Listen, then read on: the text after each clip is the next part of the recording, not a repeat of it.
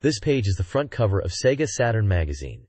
It's issue number 5, from February 28, 1997. The cover is dominated by a large image of a robotic character, set against a fiery red and purple background. The main headline announces the 1996 SEGA Saturn Grand Prix Part 1, revealing the results of a reader's poll with a massive 19,581 votes to decide the best games. A smaller text box highlights some of the games covered inside, including Neon Genesis Evangelion, Langrisser IV, Samurai Spirits, Sakura Wars, Hana Gumi Taisen Columns, and Cyberbots. The bottom of the page prominently features the reveal of Virtual Striker 2. There are also mentions of other upcoming Saturn titles like Advanced World War, Mobile Suit Z Gundam, Panel Action Triscus, Enemy Zero, and Daytona USA Circuit Edition. Overall, it's a very exciting cover, highlighting the best of the Saturn in '96 and teasing upcoming hits for '97. This page features a very striking and minimalist design with the word REAL in large white block letters that have a melting or liquid effect to them. The letters EA are separated by a barcode design element, and the S is isolated to the right and has a slightly different style, almost like it is dripping. At the top left, you see Warp P, which clearly points to this being a game from the legendary developer Warp, known for their unique and experimental titles on the SEGA Saturn. The Japanese text at the bottom mentions SEGA Saturn and SEGA Enterprises, confirming this is indeed related to the console and likely an upcoming game announcement. It's a very intriguing and enigmatic page that leaves you wondering exactly what REAL could be, given Warp's history of pushing boundaries. This page continues the minimalist theme from the previous page, and we can now see that REAL from before combines with sound to reveal the full title of the game, Real Sound. At the top, there is Braille, reinforcing the unique nature of this title. The text below the large ound in melting white letters, similar in style to Real from the previous page, describes Real Sound as a completely new game from Warp that has no visuals and is played entirely with sound, calling it an interactive story. It also confirms that Real Sound is scheduled to be released for the SEGA Saturn in the summer of 1997. This page clearly highlights the audio-focused and innovative concept of Warp's new game. This page is very visually focused, featuring a large cartoon sun character and the word sun in bold, stylized red letters. The page emphasizes the Compile logo and the year 1997. Suggesting it's likely related to a new game or project from Compile for the SEGA Saturn. The design is bright, colorful, and playful, hinting at a potentially lighthearted or arcade-style game. Although the previous page discussed the audio-focused game Real Sound, the connection to this page is not immediately obvious from the visuals, but both pages employ a minimalist and visually driven approach. This page is visually striking, with minimal text and a strong emphasis on the sun concept and Compile branding. This page is all about the upcoming release of Puyo Puyo Sun on the SEGA Saturn. It's shouting loudly with the phrase, Petatekia Bebu! Sun Sun Pew Pew, which is a playful, onomatopoeic way of saying Puyo Puyo Sun. The page highlights that this is the latest installment in the Puyo Puyo series, and it's coming to Saturn in '97. Specifically February 14th. It mentions that in the story mode, you can choose to play as one of 3 main characters and battle against 15 rivals. There's emphasis on new features like counterattacks and big chain voices, which are new elements added to this Puyo Puyo game. The price is listed as 4,800 yen. It also mentions a special pre-order bonus, which is a shining Puyo Puyo seal. The page is very colorful and features lots of characters from the Puyo Puyo universe, all arranged around a big, smiling sun, reinforcing the game's title and bright, cheerful tone. It's definitely a promotional page-building hype for this new Puyo Puyo game on Saturn. This page is an advertisement for the debut album, My Sweet Valentine, by Shiori Fujisaki. She's described as an idol from Kirameki High School, who made her singing debut last year, and this is her first album release. It sounds like a classic idol album, featuring a mix of tracks, including remixes of her debut single Tell Me Mr. Sky, and a cover song, Don't Give Up on Your Dreams, which is originally by Takako Okamura, a well-known artist. They're really pushing her cute singing style, and highlight the title track, My Sweet Valentine, as being composed by a famous hitmaker, Terumasa Iwamoto. The advert is timed around Valentine's Day, suggesting it's a perfect gift, and playfully asking if you'll accept Shiori's gift of love. The album is in store now, and it's being sold by Konami and distributed by King Records. It seems Konami is branching out beyond games and into music production here. This page is showcasing Farland Story for the Sega Saturn. It's presented as an advertisement for this classic title, which is finally making its way to the Saturn console. The advert features anime-style artwork of the game's characters, and includes screenshots showing the tactical RPG gameplay. You can see both overhead map views and some closer in-game action. They're really highlighting the emotional story, with taglines about seeking bonds within a sorrowful dance, and bringing the emotion of this timeless masterpiece to the Sega Saturn. It's set for release in March of '97 and priced at 6,800 yen, and it's suitable for all ages according to the rating. The game is from TGL, or Technical Group Laboratory, so you know it's going to be a solid strategy RPG experience. This page features a striking image with a large red fingerprint dominating the black background. At the top, you've got the Media Muse logo, and boldly emblazoned across the fingerprint in white Japanese text are the words "quote," which translates to "no opinions allowed" or "opinions useless." Beneath that, in smaller text, it says "Anarchy in the Nippon." It seems like a conceptual or thematic page, perhaps setting the tone for a section of the magazine or a specific feature. The imagery and text combined suggest a rebellious or unconventional stance, possibly related to the content that follows. At the bottom, there's some fine print about Sega Saturn trademarks and copyrights, placing this firmly within the SEGA Saturn magazine context. Overall, it's a visually arresting page that hints at a strong, perhaps controversial, editorial viewpoint. This page is all about the new Sega Saturn fighting game called Iron Man Stand-Up, or perhaps more directly, No Opinions Allowed, as it's subtitled with that same rebellious phrase from the previous page. It seems this game is being touted as a truly authentic fighting experience, crafted by 4 self-proclaimed Iron Men of the genre: Shinjuku Jackie, Bunbun Maru, Kashiwa Jeffrey, and Ikebukuro Sarah. These guys, whose photos are plastered across the top, are apparently supervising the development, bringing their extensive fighting game knowledge to the table. They've even brought in character designer Atsushi Case to make sure the game looks the part. The page also gives us a glimpse of the game's 3D character models at the bottom, and confirms it's slated for release in late April 1997, with a price tag of 5,800 yen before tax. It's definitely positioning itself as a serious contender in the 3D fighting game arena, built by experts who believe they know what makes a great fighting game. This page is a full-page advert for the upcoming Sega Saturn game Shin Kaitei Gunkan, or New Undersea Battleship. It's got a massive, dramatic picture of the titular battleship dominating the page.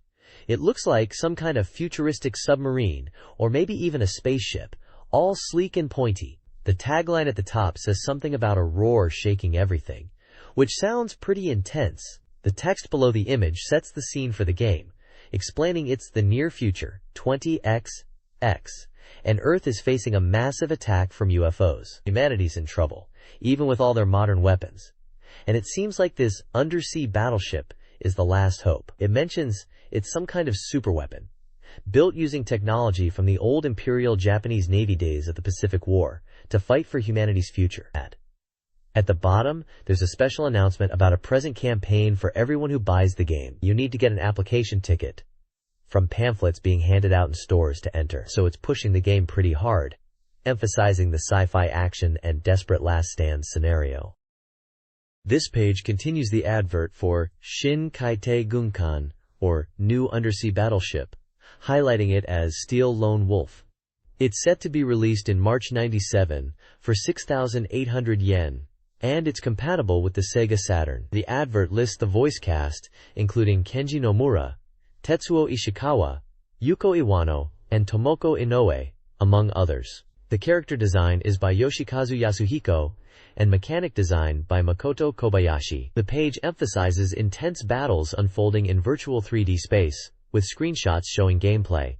It mentions dramatic characters weaving a grand story. Character portraits are shown, including characters named Yuzuki Arisaka, Makoto Yukishiro, and Arisaka Matetsu. Finally, the ASC2 logo and address are displayed at the bottom of the page. This page is an advert promoting DigiCube as a way to purchase SEGA Saturn games at convenience stores. It shows logos for major chains like 7-Eleven, Family Mart, Circle K, and Sunkus, stating that almost anyone would recognize these marks. The advert mentions DigiCube channels available on Perfect TV as a game information station. It highlights that you can easily buy Saturn software at these convenience stores, featuring 5 game titles with their good reputation price, which is probably a discounted price. The games showcased are Enemy Zero, Tengai Makyo Daion no Mokushiroku, The Apocalypse IV, which could be localized as Far East of Eden, The Apocalypse IV, Daytona USA Circuit Edition, Puyo Puyo Sun, and Digital Dance Mix Anime Sarebi. Each game's title and price are listed under their respective box art. Finally, it provides a phone number for inquiries and details the terms of purchase in fine print at the bottom. The next page continues the DigiCube promotion, explaining how to purchase games at convenience stores. It illustrates the process.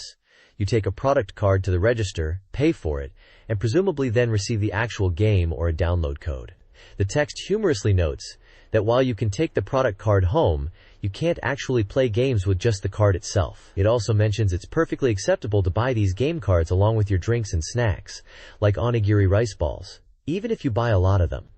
This page advertises a convenience store dedicated lineup of PlayStation games, showcasing titles like Final Fantasy V2, Project Tenpai, Mahjong, and Andraste. It also lists further PlayStation titles such as Parappa, The Rapper, Super Puzzle Fighter 2X, Formula 1, Goo, Cho, DePark, and Clock Tower 2. In a section specifically for convenience store dedicated titles, Bushido Blade is highlighted. They are taking pre-orders for it, and mention that if you buy it now, you'll receive a limited edition guidebook as a present. Below this, other PlayStation titles like Soul Edge, Shin Nippon, Pro Wrestling, Toucan Densetsu 2, potentially WWF game in international markets, Wild Arms, and Super Robot Wars are also listed. The DigiCube logo is present at the bottom along with their address and phone number. This page is all about the game Kakyusei, or Underclassmen as it translates to, for the SEGA Saturn. It's an advert focusing on this title, with the tagline, "The throbbing of your heart to you," hinting at the romantic themes of the game. Developed by Elf, whose logo and address are at the bottom, Kakyusei is clearly the main focus here, with the title displayed in big, bold red lettering. It seems to be a full page dedicated to hyping up this single game. This page continues to focus on Kakyusei, or Underclassmen as it's known in English, with the main text, "I want to tell you," adding to the romantic feel hinted at previously. The page features a large illustration of a schoolgirl character with long purple hair holding a briefcase, reinforcing the school setting. The artwork takes up most of the page, with the tagline and a rating box in the corner being the only other elements. The rating box in the bottom right indicates it is for ages 18 and over, consistent with the adult themes often found in Elf games. It's essentially another visually driven page, emphasizing the emotional and potentially mature content of Underclassmen. This page is an advert for a product called Planet Blue Mythology, Red Scaled Jar, which appears to be a CG illustration collection and radio drama on C-Drom. It boasts impressive CG artwork in a Japanese style, and comes on 2 CRU-DROMs. The advert mentions it includes digitally remastered illustrations from a book, with over 90 original full-color illustrations. A key feature is a radio drama that exceeds 120 minutes, incorporating elements from Please Save My Earth and Yu Yu Hakusho, Flying Shadow, featuring popular voice actors. There's a cast list, highlighting voice actors and their roles in the radio drama and other works. For example, Yuriko Fuchizaki is listed as playing Kiyomi, and a role from Please Save My Earth, and Toshiyuki Morikawa is listed as Talon, and a role from Yu Yu Hakusho, Flying Shadow. Other voice actors listed include Toru Furuya, Kenyu Horiuchi, Jin Yamanoi, Takashi Nagasako, Azusa Nakajima, Hikaru Midorikawa, and Mika Kanai. The page details system requirements for both Macintosh and Windows PIAX, mentioning specifications like processor speed, RAM, display resolution, and CLI-DROM drive speed. It also lists a price of 6,800 yen.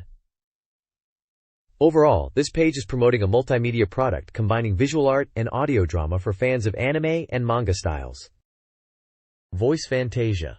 Lost Voice Power, a voice-based fantasy adventure game, is coming to Sega Saturn and PlayStation in May '97. The game combines anime and live-action elements, featuring voice actresses Hiroko Konishi, Chisa Yokoyama, and Hiroko Kasahara. Players must restore lost voice power in a world threatened by crisis, navigating day scenes for exploration and voice-activated interactions, and night scenes with live-action performances. The story involves a chosen one, a magician king, a princess, and a female warrior, promising a tale of love, courage, and hope. First press editions include bonus items, a premium CD-ROM with voice drama, and a fanbook for the Saturn version, and a clear file and fanbook for the PlayStation version. The game, priced at 6,800 yen, features character designs by Nagayasu Yamakawa.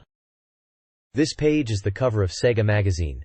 It's promoting the March issue, which is already on sale and costs 300 yen, releasing on the 13th of each month. The cover features two stylized women with wings, creating a striking visual. The main headlines shout out about Virtua Striker 2 and Scud Race New Version and Communication Battle Version, suggesting these are major features in this issue. There's also an ATP special, promising a complete guide to Sega's ATP attractions, which seems to be some kind of amusement theme park. Other highlights mentioned include a small special collection focusing on New Century Evangelion merchandise, a special dialogue between Suzuki Yu and Ikebukuro Sara, and a new serialization called Women's Workshop.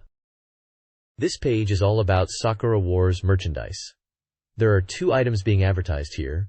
Both are described as Sakura Wars books or collections. The first one is the Sakura Wars Original Art and Setting Materials Collection, which is advertised as bringing together everything about Sakura Wars, focusing on gorgeous illustrations by Hidenori Matsubara.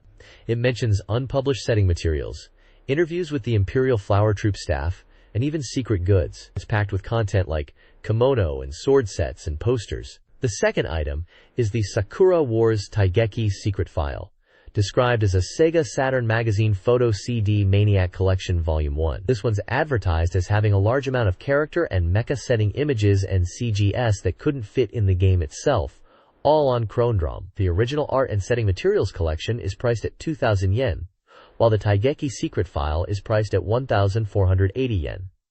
Both are described as being on sale now and receiving great reviews. This page is the contents page for SEGA Saturn Magazine, dated February 28, 1997, Volume 5. It highlights the main articles in this issue, starting with a feature on page 31 titled, Continuation? How will it be? SEGA Saturn, 97, Strategies of Powerful Makers Supporting Saturn. This article delves into the future of the SEGA Saturn and the strategies game developers are employing to support the console in '97. Moving on. Page 81 features the 96 SEGA Saturn Magazine Grand Prix Announcement Part 1. This is the first part of the announcement of the magazine's awards for the best SEGA Saturn games of 1996, based on a massive 19,581 reader votes to determine the top titles. Page 39 is marked as a special scoop covering New Century Evangelion Second Impression, suggesting a follow-up article about the Evangelion game. Beneath this, there's a list of games that are likely featured in this issue. These include games like Graduation S, Magical Girl Pretty Sammy, Sakura Wars Columns, which is a puzzle game spin-off, Galaxy Fraulein Yuna 3, a Japanese game called Ryuteki Gosenin, Cyberbots, Full Metal Madness, Samurai Showdown RPG, Fatal Fury 3, and Langrisser IV. Lastly, on page 132, there's a section titled AM2 Research and Development Division Express Neo, announcing the long-awaited release of Virtual Striker 2. The page also includes an image of a character, possibly from Virtual Striker, or another AM2 developed game, adding visual flair to the contents listing. This SEGA Saturn Magazine issue spotlights both new and upcoming games.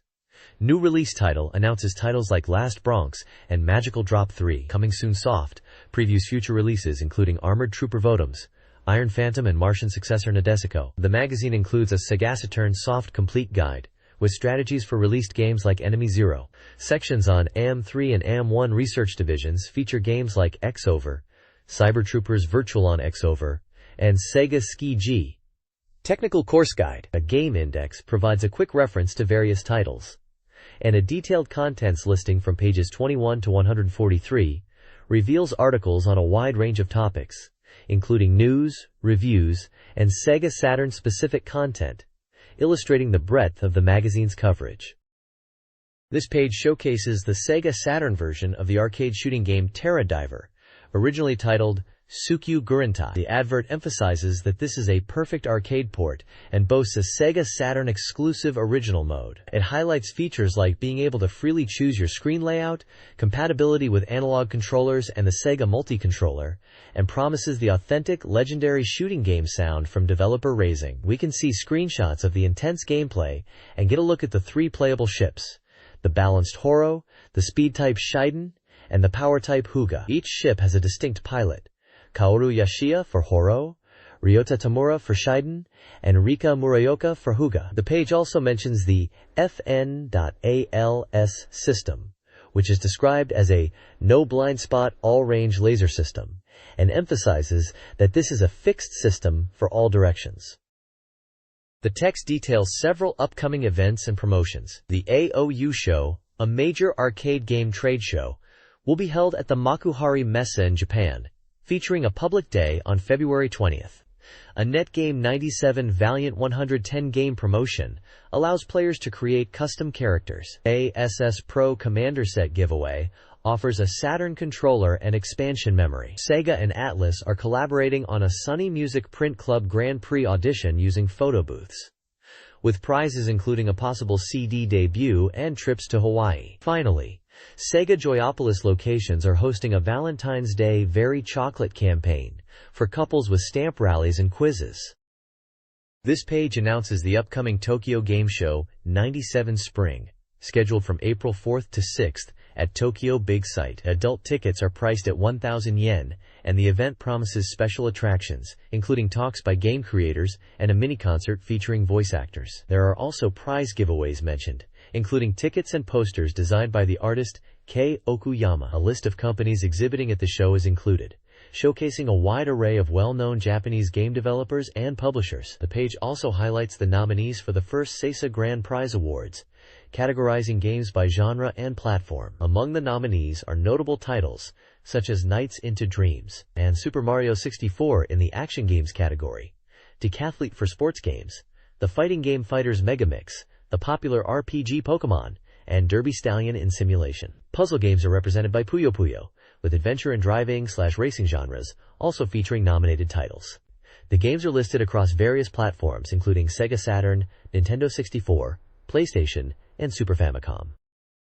This page is advertising the latest SFX blockbuster movie, First Contact, which is part of the Star Trek series. The advertisement highlights that it's a special screening for readers of Sega Saturn Magazine, PlayStation Magazine, MacUser, and Windows The Landmark magazines. The advert explains the movie's plot briefly, mentioning it's set in 2373, where Picard and the Enterprise crew face the Borg, who are attempting to assimilate Earth by going back in time to the Third World War era. Picard decides to confront the Borg to prevent them from altering history. The advert mentions that the Borg Queen appears and also features data. There's also information about a preview screening event on March 6, 1997, at 6 p.m. at the Toei Kaikan Hall in Tokyo. To apply, readers needed to send a postcard with their address, name, age, occupation, and school year to the address provided, and mention First Contact preview screening gift. The deadline was February 25th.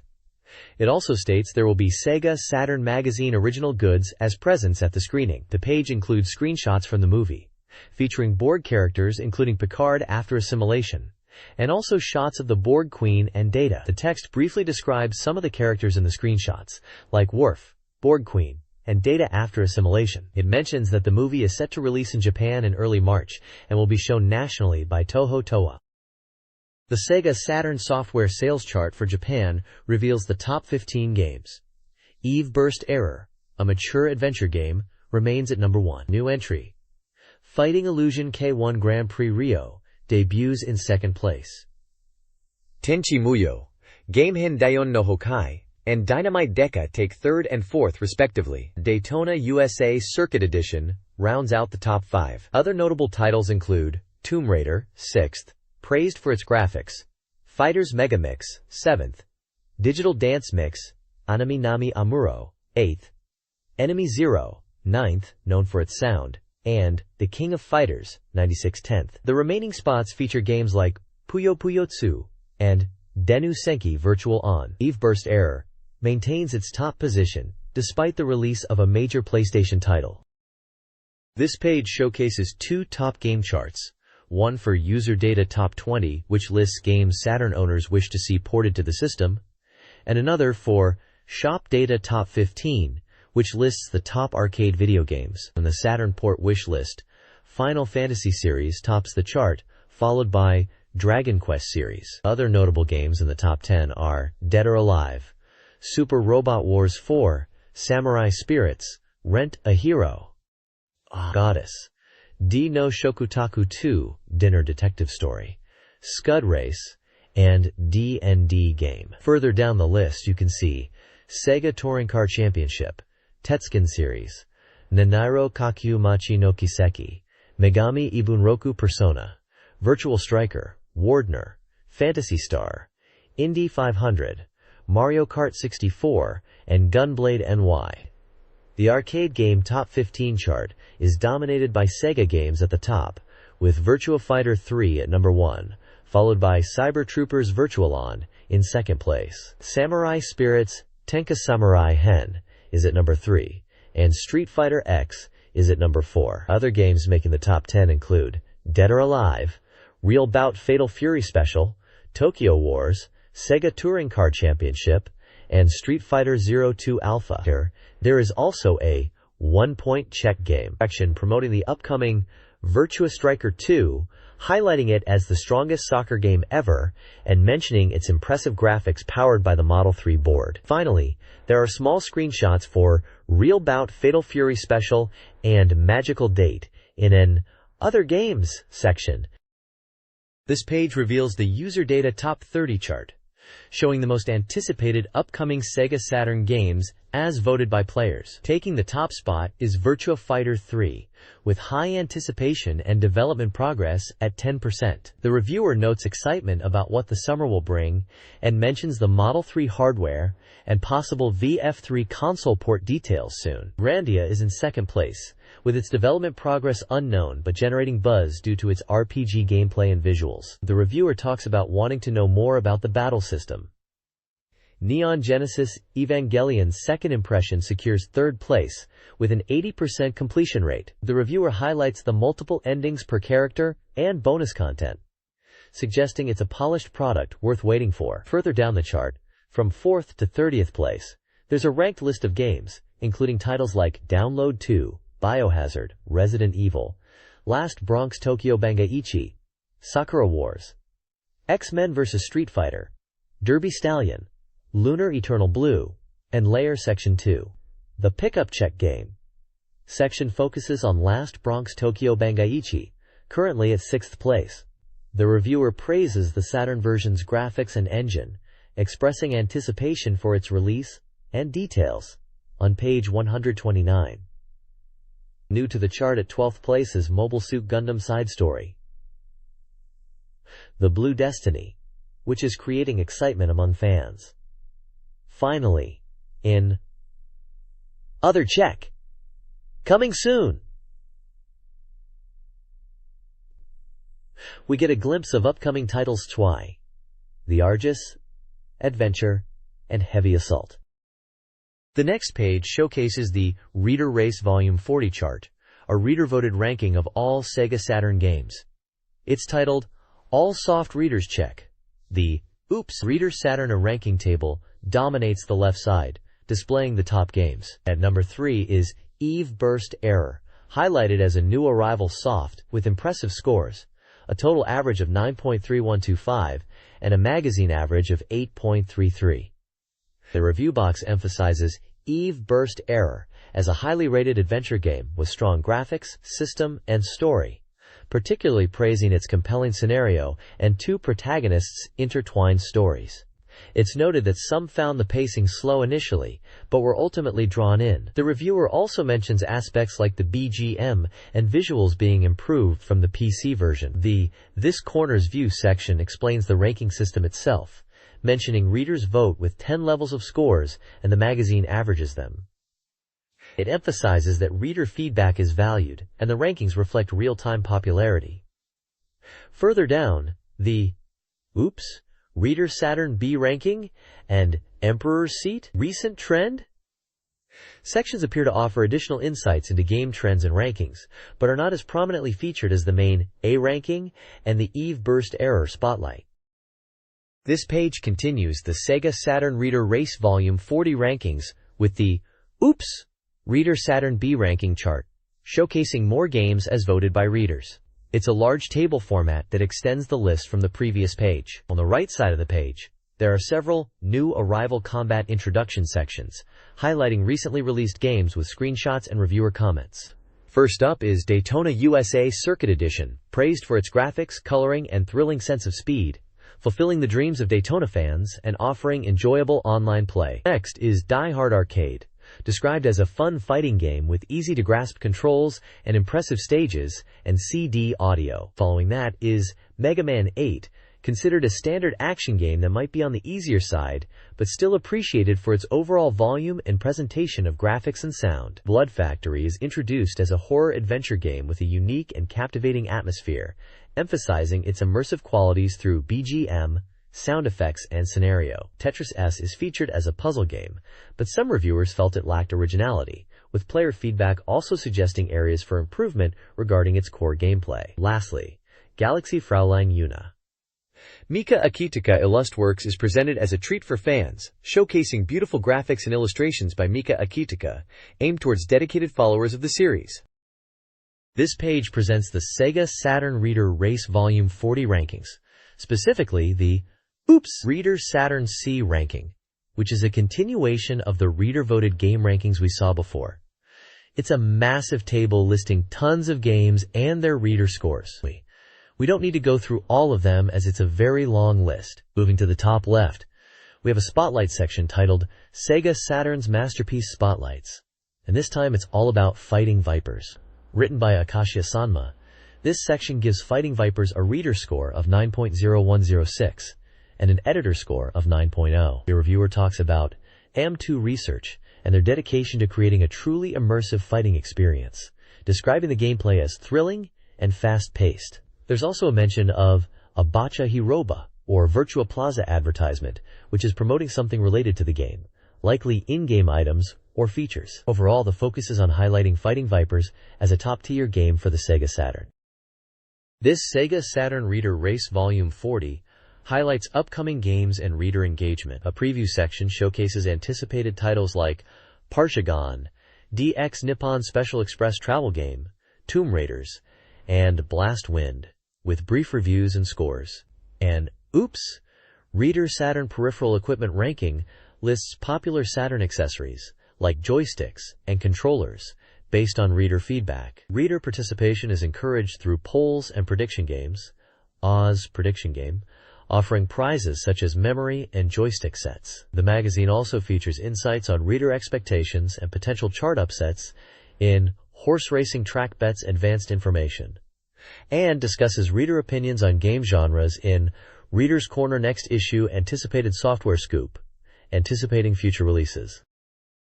This page is part 2 of a special feature focusing on the SEGA Saturn, a roundtable discussion titled, "What Will Happen? SEGA Saturns." The subtitle highlights concerns about the Sega Bandai merger and its impact on the next generation of game consoles. The discussion features 3 industry figures dissecting the current state of the console market, especially with PlayStation gaining momentum. The main topic seems to be, has the battle already been decided by Dragon Quest V2 on PS? The discussion participants include representatives from companies like Chunsoft, Namco, Square, Psy, Elf, Red Company, Compile, Victor Software, GameArts, and General Products. They discuss the current game market situation, focusing on the implications of Dragon Quest V2 being released on PlayStation. One participant, presumably from Sega, acknowledges that while multi-platform development is becoming common, they want to continue making original and appealing software for Saturn users. Another participant mentions the user feedback they are receiving, with some users expressing disappointment about Dragon Quest not coming to Saturn. They also touch upon the timing of game announcements and releases, suggesting that announcing games closer to their release date might be a better strategy to manage expectations. The overall tone suggests a somewhat precarious position for the Saturn, facing strong competition from PlayStation. This page presents a continuation of the SEGA Saturn special feature, diving into what's needed for the console. It includes an interview segment titled, "Takizaki-san says what's hard to say. I'll say it. This year-end SEGA Saturn will be amazing." The page features comments from Inano Sanji, identified as the representative director and producer, about recent SEGA Saturn commercials. Inano believes the Saturn commercials have become significantly better. He points out a particular commercial featuring a character named Enemy Zero, where a man dramatically proclaims, "Something human must be lost to create." He notes the phrase became quite popular and was even parodied by children. Inano reflects on the effectiveness of Saturn commercials compared to previous ones, suggesting they are now easier to understand and more impactful. The page includes an image of Inano Sanji and a still from the Enemy Zero commercial being discussed, featuring a serious-looking man in a suit, with the tagline, "This software is a matter of pride." Inano also hints at future developments, mentioning the latest Real Sound game and expressing anticipation for even bigger titles coming in the summer and beyond for the Sega Saturn. A roundtable discussion features Sega's Takizaki Satoshi discussing the Sega Saturn. Despite being Saturn only, Sega prioritizes its audience, with key individuals driving the console's development. Takizaki expresses enthusiasm for upcoming titles, emphasizing the Saturn's unique strengths and software lineup, while acknowledging competition from PlayStation. The discussion touches on sales, recognizing that while they may not reach the heights of games like Dragon Quest, they aim to satisfy their audience with distinct titles such as Real Sound. Additionally, the discussion includes Tabata Tatsuya, a producer from NEC Interchannel. It highlights the appeal of the high operational rate of Sega Hard and NEC Interchannel's Saturn software, particularly Dukyusei 2 and the upcoming Sentimental Graffiti, which aims to release March 28, showcasing high player satisfaction and completion rates. This article explores Chunsoft's stance on the Sega Saturn, noting their absence despite being a big-name developer. An interview with Chunsoft, conducted by Nakanishi Kazuhiko, reveals their strategic approach to hardware selection, prioritizing the platform best suited for their software. They express interest in CD-ROM-based consoles and don't rule out the Saturn. The interview highlights Chunsoft's interest in Saturn's network capabilities, seeing potential in network games and data-sharing features. They also plan to explore antenna-based features. Chunsoft emphasizes their philosophy of releasing games on the best-selling hardware to maximize reach, particularly for franchises like Dragon Quest. They showcase successful adventure games such as Otogiriso and Kamaitachi no Yoru, and their Super Famicom hits, like Torneko's Great Adventure, Mystery Dungeon, build expectations for future titles. This page features an article titled, "Notable Makers Discuss the Next Generation Game Market," focusing on market insights from key industry figures. The main article is titled, "Software Distribution Revolutionary Reads the Market Frontlines," featuring an interview with Fumio Kurokawa from Digicube. Kurokawa discusses the changing landscape of the game industry, stating that this year will be a year of significant change. He compares Sony Computer Entertainment Inc. (LI) to VHS, suggesting they are aiming for market dominance in the console wars. He emphasizes a shift towards general users and the critical importance of a strong software lineup. He questions Sega Saturn's multimedia direction, seemingly doubtful of its focus. He acknowledges the rise of the PlayStation and its impact. He also touches upon the anticipation for Dragon Quest V2 and the possibility of it appearing on PlayStation 2. Ultimately, he emphasizes that strong software is essential for Sega Saturn to succeed in the changing market. The page also includes a section titled, "Others, How Do Those Makers See It?" presenting brief comments from other companies like Namco and SEGA. Namco observes the market trends, pointing out that Sega Saturn, PlayStation, and Nintendo 64 are all heavily investing in commercials and marketing. They highlight the importance of software sales and customer satisfaction. SEGA's responses are very brief and focused on the feeling and atmosphere of SEGA, expressing a forward-looking and positive outlook. Square offered no comment in this section. The page analyzes SEGA Saturn software strategies from Elf and Red Company. Elf, known for adult-oriented games, targets the 18-plus demographic, viewing them as a key audience for the console, and plans unique titles catering to this group, including PC and console releases. Red Company, creators of Sakura Wars, prioritizes user feedback, aiming to create games that resonate with the dedicated arcade gamers who are Saturn owners. They focus on user satisfaction, potentially hinting at future Sakura Wars titles, and aim to provide a unique experience. Both companies prioritize understanding the Saturn's user base and tailoring software to their specific preferences within a competitive market. This text analyzes the SEGA Saturn market, featuring interviews with Compile and Victor Interactive Software. Compile, known for Puyo Puyo, supports the Saturn with titles like Puyo Puyo Sun, focusing on the dedicated, hardcore gamer base they see as similar to the arcade audience. They plan larger releases later in the year. Victor Interactive Software emphasizes gameplay over advanced graphics, drawing inspiration from classic game design principles. They plan to release various genres, including RPGs and adventure games. They recognize the appeal of arcade ports and 3D titles like Panzer Dragoon II. Their goal is to create standard games, aiming for a deep, engaging experience, with titles like Suspicious Classical Road and Super Bass Fishing 2 to offer diverse gameplay. They are optimistic about the Saturn's potential. This page is a feature focusing on GDNet, a network of creators formed by GameArts and 9 other software houses aiming to revitalize the SEGA Saturn. The interview is with Mr. Miyagi Yuichi, representative of GameArts, who delivers a passionate message to Saturn users. GDNet's mission is stated clearly: to deliver excellent games. They are focusing on RPGs, considering them the core genre for Saturn. They list titles like Grandia, Slayers, Lunar Series, and Baroque as part of their lineup planned within the next 6 months. The article highlights that they are dedicated to providing console-quality experiences, especially for Saturn owners. Miyagi discusses the shift from 3D-focused development back to emphasizing gameplay and enjoyment, similar to classic RPGs. He mentions Grandia as a key title, aiming for a compelling story and enjoyable gameplay experience, reminiscent of older Dragon Quest titles but in a modern style. The page includes screenshots from Grandia showcasing real-time 3D battles, which they say are pushing towards a new generation of RPGs, and call it a Grandia-like experience. There's also character art of Justin and Bawu from Grandia. Miyagi emphasizes that GDNet isn't just about hardware specs, but about creating truly engaging and enjoyable games for the dedicated SEGA Saturn user base, understanding their tastes and delivering quality content. He believes that the future of the game industry, especially for Saturn, relies on consistently providing games that users truly love and cherish.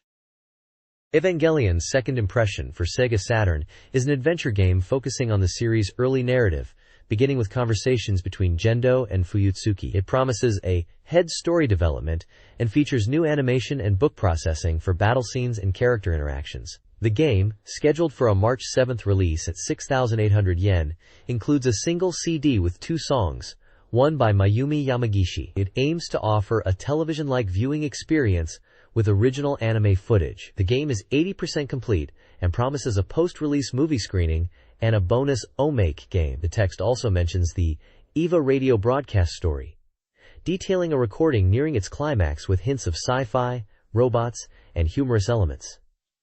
Images suggest a focus on character relationships, particularly Shinji, Asuka, and other supporting characters. This page continues the Evangelion's second impression coverage, focusing on Asuka's character and her interactions. The headline, quote, "Boo-ha! Yeah, beer in the morning is the best," really captures Asuka's bold personality, and the accompanying images show her in typical situations with Shinji. There's a section where Asuka is yelling at Shinji, saying something along the lines of, "People who live life without making waves are going to be helpless when real waves come. You'll just be panicking. You got it? Are you listening? Idiot Shinji!" This highlights the dramatic and sometimes harsh dynamic between them. The page also features the third installment of the Evangelion second impression interview. It mentions that the bonus CD included with the game has 2 vocal songs, one of which is a ballad. The interviewer and the developers discuss the music and the story, emphasizing that the game is very character-focused, particularly on fan-favorite characters like Asuka. They mention that the ending theme is a ballad, and that the music aims to evoke strong feelings. It sounds like they're aiming to provide a lot of fan service through the game's story and character interactions. They talk about fan opinions and wanting to deliver a game that resonates with players who enjoy the character-driven aspects of Evangelion. They also touch upon the challenge of incorporating both action and character development into the game.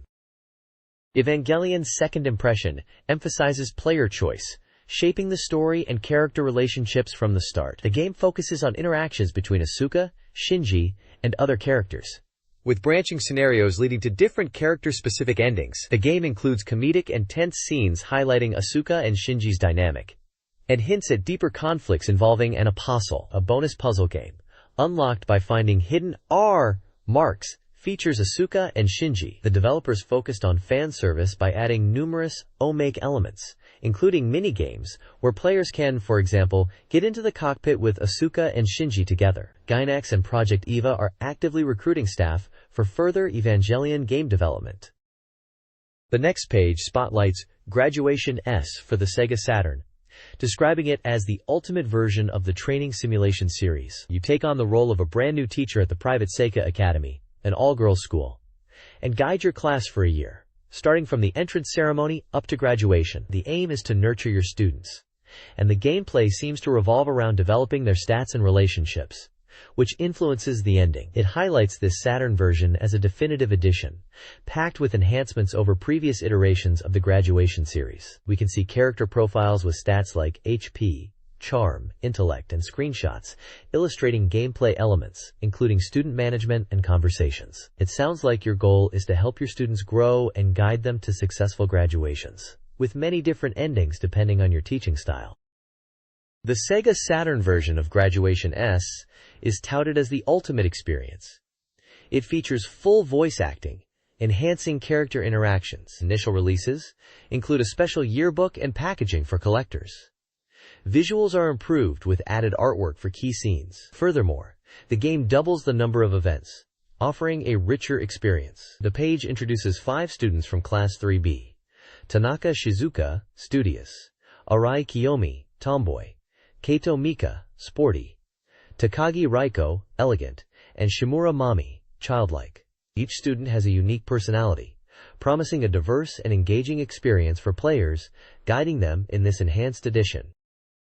This page is packed with information on in-game events from Graduation Cs, highlighting a year's worth of activities. It mentions that the game is set over a year, with weekly schedules for weekdays and holidays. The core gameplay revolves around managing student parameters and deepening relationships. They emphasize a variety of events, especially school trips and extracurricular activities, promising many different scenarios for players to enjoy. The page then breaks down some of these events into sections.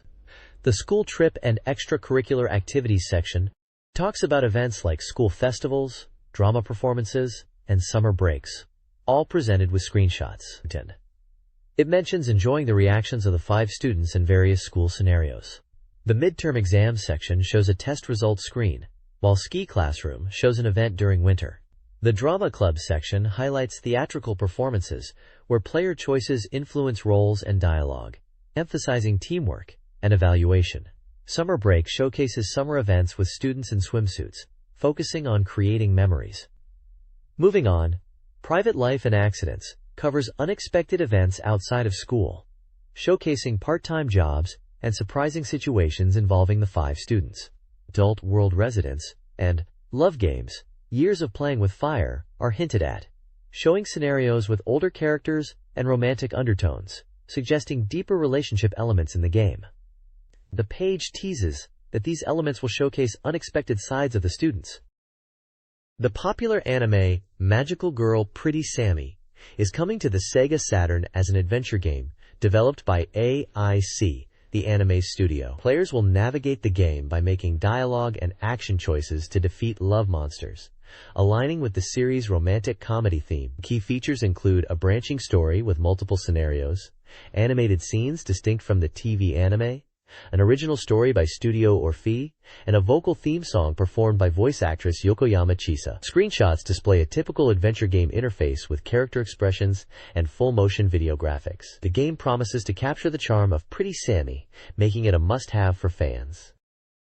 Sakura Wars Hanagumi Columns, a new puzzle game, is coming on March 28 for 5,800 yen, supporting two-player battles. You can select Sumair Kanzaki or Kana Imamura. The game features a story mode with dialogue, hinting at fireworks and night patrols. Attack methods are currently unclear, although the lip system will be displayed. A rank recognition mode is also confirmed, allowing players to hone their skills and aim for high scores. This mode might be similar to a Cinderella mode. The game emphasizes its visual appeal with character art and focuses on score displays. This preview page highlights various gameplay modes and core features of the game. This page is all about Sakura Wars and the digital fan disc, which is announced as finally on sale today. It's packed with content for Sakura Wars fans. There's a section detailing the Hanagumi Performance Guide, which looks into the Imperial Opera Troupe's performances. They are showcasing content that wasn't previously revealed.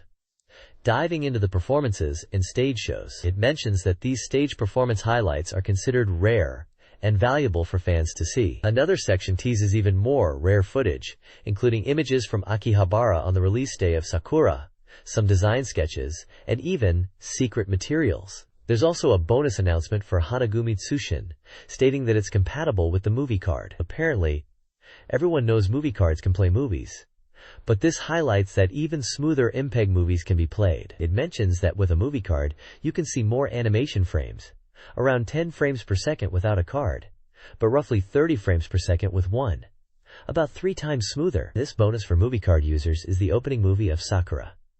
Finally, it mentions that the Hanagumi Tsushin creator interview is on page 127.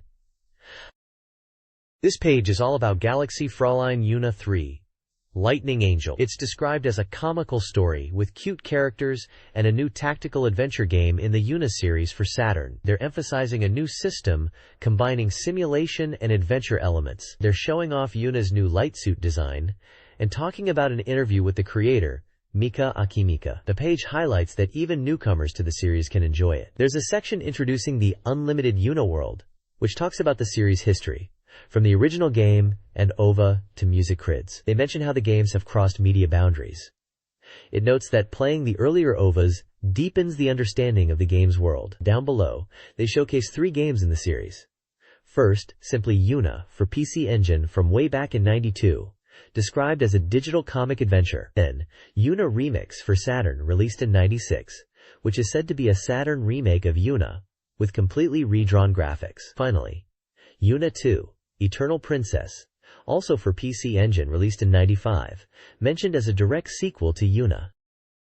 Galaxy Fraulein Yuna 3, Lightning Angel aims for a balanced experience, blending character appeal with tactical gameplay. An interview with Mika Akimika reveals the goal of integrating charm and engaging mechanics, addressing past criticisms regarding gameplay. The game introduces a new system and a cute and comical style, promising a satisfying experience for both new and existing fans, even those critical of prior entries. The game's setting is Neo-Tokyo, with Yuna defending it against an invasion, recruiting allies, and engaging in team battles. The article also highlights the Unlimited Yuna World, with information on past OVAs, including Yuna Sighing Siren on PCFX and video releases, and the Deep Sea Fairy series. Additionally, they announce a giveaway of autographed posters.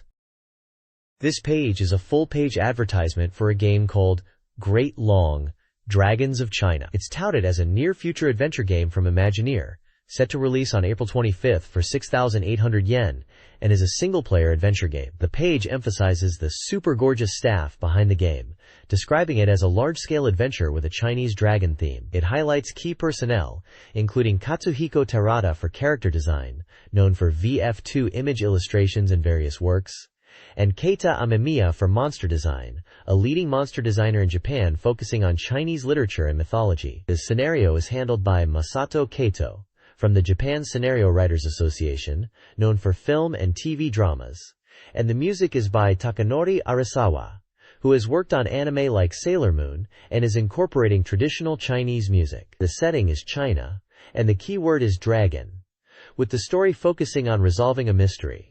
The page showcases screenshots depicting adventure gameplay and monster battles, even highlighting a giant two-headed dragon boss. The game flow involves information gathering and confronting bosses, with the final boss, being a dragon. Battles are described as occurring frequently, with various monster types leading up to the main dragon battles. It seems to be promising a deep and engaging adventure experience.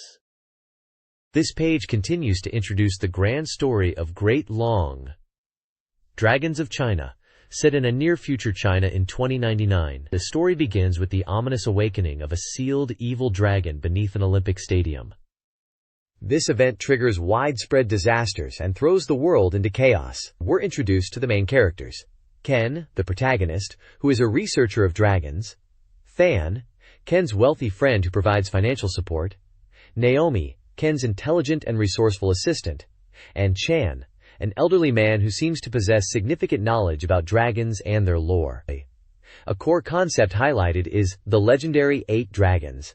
These are described as 8 dragons, playing crucial roles in the story, and are categorized by elements like water dragon, black dragon, flame dragon, light dragon, ice dragon, earth dragon, heaven dragon, and human dragon. The page specifically focuses on 3 of these dragons: the human dragon, black dragon, and heaven dragon, providing illustrations and brief descriptions of each, emphasizing their unique abilities and roles within the game's narrative. The page uses character art and screenshots to illustrate the story and dragon designs, giving a richer picture of the game's world. This page showcases a special report on Cyberbots. Full Metal Madness.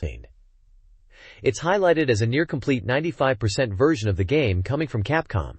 With a projected March release, they mentioned pricing for both regular and limited editions, along with features like 2-player versus battles and extended RAM compatibility. The article focuses on Zero Guki, known internationally as Zero Akuma, who is making an appearance in Cyberbots. He's described as a variant armor, the game's mechs, and is said to possess incredibly strong and violent moves, potentially using laser and missile attacks. The text hints at hidden secrets and mysteries surrounding him within the game. We can also see screenshots of Cyberbots gameplay. The page includes a spotlight on Okano Masayuki from Capcom's Development Department 6, Group Design Room. He's interviewed about his work, which includes arcade games, secret file games, fighting games, and design work. His hobbies are also briefly mentioned, like collecting trinkets and calculating food calories. Overall, the page is hyping up the release of Cyberbots and the powerful addition of Zero Akuma to the roster. This page delves deeper into the Super Limited Edition package for Cyberbots. Full Metal Madness. It highlights the DX-size special leaflet packaging that comes with the limited edition. Inside, you get a panorama book showcasing the battles between Zero Guki and Super 8. The page then focuses on Zero Guki, internationally known as Zero Akuma, officially named G13X Zero Guki in the game. Described as a violent warrior with powerful techniques, he's a variant armor unit with impressive specifications like a height of 22 meters and a generator output of 6,660 kW. There's also an interview section where developers discuss the secrets behind Zero Guki's creation. They mention he was originally planned for the arcade version, but wasn't included. They talk about the difficulty of implementing his fast and powerful moves, especially his energy-based attacks. The developers also touch on user feedback and the desire to include Zero Guki in the Saturn version. They mention that they had to carefully recreate his movements from the arcade version within the Saturn game. Finally, there's a section with the development team, including Okano from the previous page, discussing the artwork and design choices for the game, particularly the stage backgrounds. They mention aiming for a silhouette-like appearance in the overall image, and refining details for the final product. This page is all about Samurai Spirits Bushido Retsuden, an RPG version of the popular Samurai Spirits fighting game series. It's touted as a brand new RPG featuring familiar SNK characters. The page introduces a new character named Leon, referred to as Hayate no Suzune, and showcases their special moves, which are being revealed for the first time. The article describes Leon as an important character, deeply involved in the story, someone players will encounter frequently. Apparently, they are a versatile party member who can use a variety of techniques, including attack, support, and recovery. The page highlights 5 of Leon's special moves with screenshots from the game. Ugi, Hishukujin Secret Art, Flying Rainbow Blade. Ugi, Shuhazan Secret Art, Flight Break Slash. Ugi, Fusho Kumai Ishun Secret Art, Wind Flight Skydance Single Falcon. Ugi, Senjin Retsuzan Secret Art, Whirlwind Blade Rending Slash, and Ugi, Fujin Kenmai Jin Secret Art, Windblade Dazzling Array Formation. Each move is shown with in-game screenshots demonstrating the attack in action. The page also mentions the game's release date is April 25th, and the price is 6,800 yen, classifying it as an RPG. The next page showcases Saturn version screenshots and delves into the game system of Yokai Hanafuda Monogatari, which translates to something like Ghost Yokai Hanafuda Story. The central theme seems to revolve around evil steel bells, or Jakudaku, which are key items related to the game's strategy. The game's narrative is set in a world overrun by demons, and a priestess warrior, Masuki, is trying to restore peace. The gameplay involves collecting these evil steel bells scattered around the world and defeating the evil entities associated with them to bring peace back to each region. It sounds like a quest-driven RPG system. The page describes the evil steel bells as ancient artifacts and powerful weapons, hinting at their strategic importance in gameplay. There's an illustration of a priestess-like character, presumably Masuki, and screenshots showing various gameplay scenes, including towns, battles, and menus. Interestingly, saving your progress in Yokai Hanafuda Monogatari is handled by a character named Kuroko. The game uses Save Plasma as the save system, and screenshots of the save menu are shown detailing options and save slots, indicating a fairly standard RPG save mechanic. The page emphasizes that resting and saving are crucial during your adventure. Langrisser IV, a new simulation RPG for the Saturn developed by Messiah, is slated for a summer release. This installment promises deep strategy and compelling characters, aiming for the ultimate SLG experience. Key characters include Landius, Rachel, Angelina, and Shelfaniel. The game will feature the series' familiar board-type battle system, with unit organization, character growth, class changes, and relationships playing vital roles. Character designs are by Kazuhiko Watanabe. The game is set 200 years after the events of previous titles, and takes place on a different continent, following the victory of light over darkness and the sealing of the demon god Al-Hazard. Careersoft, formed by the Langrisser team from Messiah, developed Langrisser IV for the Sega Saturn. The game, a fresh start in the series, aims for streamlined, real-time strategic gameplay, and features a new continent setting 200 years after previous installments. The game boasts about 40 branching scenarios, and returns the heroine selection feature, emphasizing player emotions and a focus on the main character and supporting cast. Koizumi Kenichiru of Careersoft discusses simplifying gameplay, building alliances, and addressing past criticisms regarding repetitive gameplay. The game includes diverse environments and hidden items with potential cameos from previous titles. Careersoft, led by Hiroshi Morita, prioritizes emotional storytelling, user satisfaction, and responsiveness to player feedback in its development philosophy. This article highlights an interview with UKKY Takata about Langrisser IV, focusing on the character creation of protagonist Landius.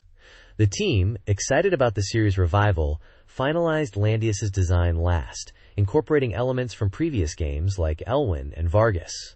Early concepts explored Landius's upbringing in a village after his parents' disappearance. The team refined initial character sketches, opting for a more impactful final design, and considered details like his background near a watermill. Additionally, the page announces a hidden scenario recruitment drive for Langrisser IV, seeking unique player-submitted scenario ideas with a focus on dialogue and environmental map design, with a deadline of March 7th. The article concludes with a preview for the next issue, teasing more character introductions, artwork, and game content.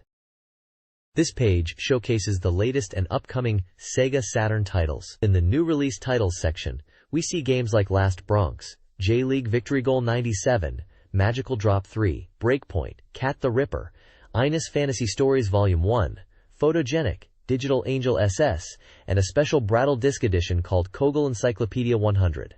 The Coming Soon software section features a range of anticipated games, including Assault Suits Valken 2, possibly listed as Advanced World War Heavy Armor Mobile Troops Reynos 2, another game seemingly in the same series called Advanced World War Fall of the Thousand-Year Empire, Martian Successor Nadesico, The Blank of 3 Years, Mobile Suit Gundam Side Story 2-1, The Last Outpost, and Mobile Suit Zeta Gundam Part 1, Z's Pulse. Further down the page, we can see titles like Panel de Pont Story, Keilun's Great Adventure, Zap, Snowboarding Tricks, Puyo Puyo Sun, Advanced Variable Geo, Romance of the Three Kingdoms Kumaiden, Uncharted Waters 2, New Horizons, page TO21, Return of the Fleet, Terranigma. Interestingly, the Super Nintendo game title is listed, perhaps hinting at a Saturn release or related news. There's also Voice Idol Maniacs Pool Birthday Story, Grand Red, Pro Baseball Greatest 997, and Shin Ou Ken, which is very likely referring to Garou, Mark of the Wolves. The page is decorated with a colorful anime illustration featuring two cheerful girls in a tropical setting, which could be related to Panel de Pond's story, or perhaps another puzzle adventure title mentioned. This page highlights two games in detail, starting with Last Bronx. It's described as a 3D weapon-based fighting game that was popular in arcades and is now heading to home consoles. The text emphasizes the various weapons and aerial combos, mentioning it's a Last Bronx style of enjoyable combat. The developers, from Sega AM3, seem confident in fully porting the arcade experience to the Saturn, focusing on refining combos and intense battles. The screenshots showcase in-game action with characters wielding weapons in 3D environments. Below that, the page features J.League Victory Goal 97, a soccer simulation game. It's touted as the latest in the Victory Goal series, boasting updated 97 data and aiming for realism by recreating actual J.League matches in full polygon graphics. Motion capture is used for player movements, allowing for free control of players on stadiums designed to resemble real J.League venues. Enhancements from previous titles include improved motion and camera work, more varied plays, and commentator and stadium announcer voiceovers. Screenshots show in-game soccer action with polygonal players and stadium environments, even highlighting night game settings with stadium lights. The page also announces new clubs being added, such as Kashiwa Reysol and Vissel Kobe, expanding the team roster. It encourages players to aim for a goal rush in the spring season. This page showcases two exciting games. Firstly, it's all about Magical Drop 3, the latest entry in the popular arcade puzzle series. They're boasting about new characters and a story mode that's been powered up significantly. The article describes the core gameplay, which involves catching falling balls from the sky and launching them back up to create chains of matching colors to clear them. It mentions a new Sugoroku mode, suggesting a board game style edition, which sounds like a cool way to mix things up. They emphasize that this isn't just a straight arcade port. It's been enhanced with original elements for home console players, which is always great to hear. Next up is Breakpoint, a realistic tennis game utilizing full polygon graphics and motion capture for authentic player movements. They highlight the game modes, including singles and doubles, tournaments like the Super Cup, and even training modes to hone your skills. You can choose different court types and even check out replays of your best shots, which is a nice feature. The game lets you play as famous players from around the world, aiming to become the very best and win the Super Cup. It even supports up to 4 players using a multi-tap for doubles matches, so you can enjoy some tennis action with your friends. They also mention a super shot feature for those highlight moments. This page shines a spotlight on 2 upcoming games. First up is Cat the Ripper the 13th Detective, an adventure game from Tonkin House. It's described as a mystery set in a parallel world where you play as a detective, kinda like Sherlock Holmes, but with a feline twist as suggested by the title and the image of a monocled cat. The tagline is quite intriguing.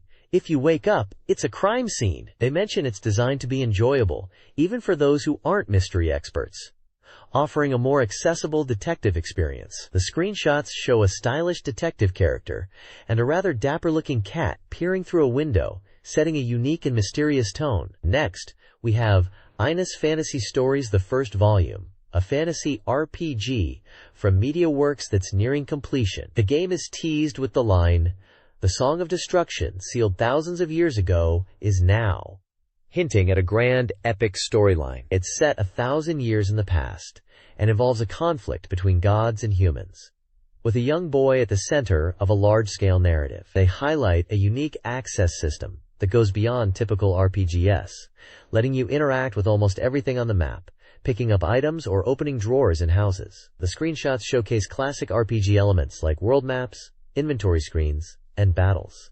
The reviewer praises the game for its rich story and use of voice acting, promising a captivating fantasy RPG experience. This page announces several new games. Photogenic is a dating sim where a cameraman builds relationships through photography to win a contest. Plotl Disc Special Edition is a digital photo collection and database featuring 100 Kogel, stylish schoolgirls, including detailed information about them. Digital Angel Electric Angel SS is an adventure game where a student fights alongside angel warriors in a war between angels and demons, with beautiful girls and mecha involved. Luna Silver Star Story MPEG Edition is an enhanced MPEG version of the RPG Lunar Silver Star Story, with improved visuals. Finally, Prism Court is an FPS volleyball simulation where you coach a high school girls team to achieve national championship victory. This page is all about the upcoming SEGA Saturn version of Metal Slug. It's heavily promoting the game, with a big image of the Metal Slug tank itself and Marco Rossi, one of the main characters, striking a pose with his gun. The headline boldly declares, "This time, the battlefield is SEGA Saturn," emphasizing the game's arrival on the console. You can also see images of Sophia, likely a character involved in the game or lore, with some design sketches and in-game screen captures featuring her. There are also various screenshots showcasing the intense run-and-gun action Metal Slug is known for, with explosions and soldiers battling it out. It seems to be generating excitement for the release of Metal Slug on the SEGA Saturn, promising the same explosive arcade experience at home. The Dream Access reader submissions cover a variety of topics. A Valentine's Day message and cosplay photo call open the section. Game Weekly Diary discusses the Sega Bandai merger and a reader's contest winnings. Virtual Fighter 3 column features experiences playing as Sarah and Kaz Maru. Frontier Spirits includes 2 short comics. Other sections highlight personal events. My Birthday recounts a reader's birthday and a funny TV moment. Relaxing describes playing a game until fatigue. Middle School details arcade game enjoyment. Sakura mentions a reader's desire to experience Sakura Wars games. Mind discusses a shared birthday and gift ideas. Finally, Friends tells a story about card games. The Users Conference, 97 Corner, highlights reader opinions on the SEGA Saturn. Requests include more practical UFO catcher prizes. Readers express excitement for the future of virtual reality and demand more information on overseas games and how they are reviewed internationally. Another reader inquires about the Sega Ages series, wishing for more focus on lesser-known Sega titles and control schemes like Virtua On. The section also features praise for Fighter Megamix and Virtua Cop 2, highlighting their gameplay and appreciation for the core elements of the games. Lastly, an illustrated section showcases reader submissions, including trend interpretations like Tokyo Crazy Gig, Sega Bandai is cool, and depictions of local happenings. Classic games like Dark Edge, Alien Storm, and Outrunners are also mentioned in context of their sense of style, sound, and music. This page covers various topics. Industry Detective Club advises a young aspiring game writer, detailing the writing process from concept to design and stressing layout's importance. Virtua Dio analyzes Virtua Fighter, emphasizing enjoyment of the game and point accumulation, even in defeat. Wakadana is now reports on recent events, like the Tokyo Goldfish Market, and travel to Osaka. Help Squad assists a gamer stuck in Magic Knight Ray Earth, offering specific guidance. Finally, the page includes reader-submitted comics, Comic Deya, and Comic Heaven, featuring humorous strips about Sega Saturn, gaming culture, Christmas nights, Everdajum, energy drinks, and a fan comic about Anita. This page showcases the Dream Museum section, which is a collection of reader-submitted fan art focusing on Sega Saturn games. The reviewer is commenting on the high quality of fighting game submissions this week, specifically mentioning Virtua Fighter, and jokingly suggesting that even losing in Virtua Fighter submissions are acceptable. Featured artwork includes Landstalker, described as a nostalgic piece with great coloring. There's fan art for Raiden, with 2 characters named Salpin and Banmalob, praised for its mechanical touch and CG style. Blastwind is also featured, noted for its cool illustration style. A Sakura Wars submission depicts Sakura Shinguji in a cute style, with a comment mentioning it's a battle outfit. Another submission features an original character called Great War Maiden. The Program Information section details submission guidelines for readers. It mentions that game software prizes were awarded to the best submission, specifically mentioning Virtua Fighter entries. The section outlines the need for clear photos or illustrations, preferably in color, and provides the magazine's address for submissions, requesting postcards or paper submissions in a 4 size with black ink. It also clarifies that they are not currently accepting color illustrations for program-related content, but are for game-related submissions, and emphasizes clear handwriting for comments and contact details. This page announces the arrival of Black Ship. It seems to be a new software series called the Black Ship 38 series from GameBank. The page features an interview with Yasuo Kamada from GameBank, who explains that this series is designed to offer games at a reasonable price of 3,800 yen. He mentions they are targeting a price point that is affordable, while still providing quality entertainment, aiming to bring new waves to the game software market. The Black Ship 38 series lineup is highlighted with 3 titles: Return Fire, an action game scheduled for March; Primal Rage, a fighting action game planned for spring; and Off-Road, another action title with an undecided release date. All are priced at 3,800 yen and published by SoftBank.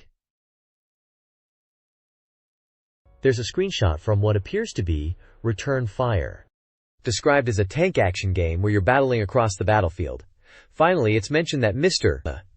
Kamada is well known to readers of B Mega magazine, indicating his prior connection to the Sega publication scene.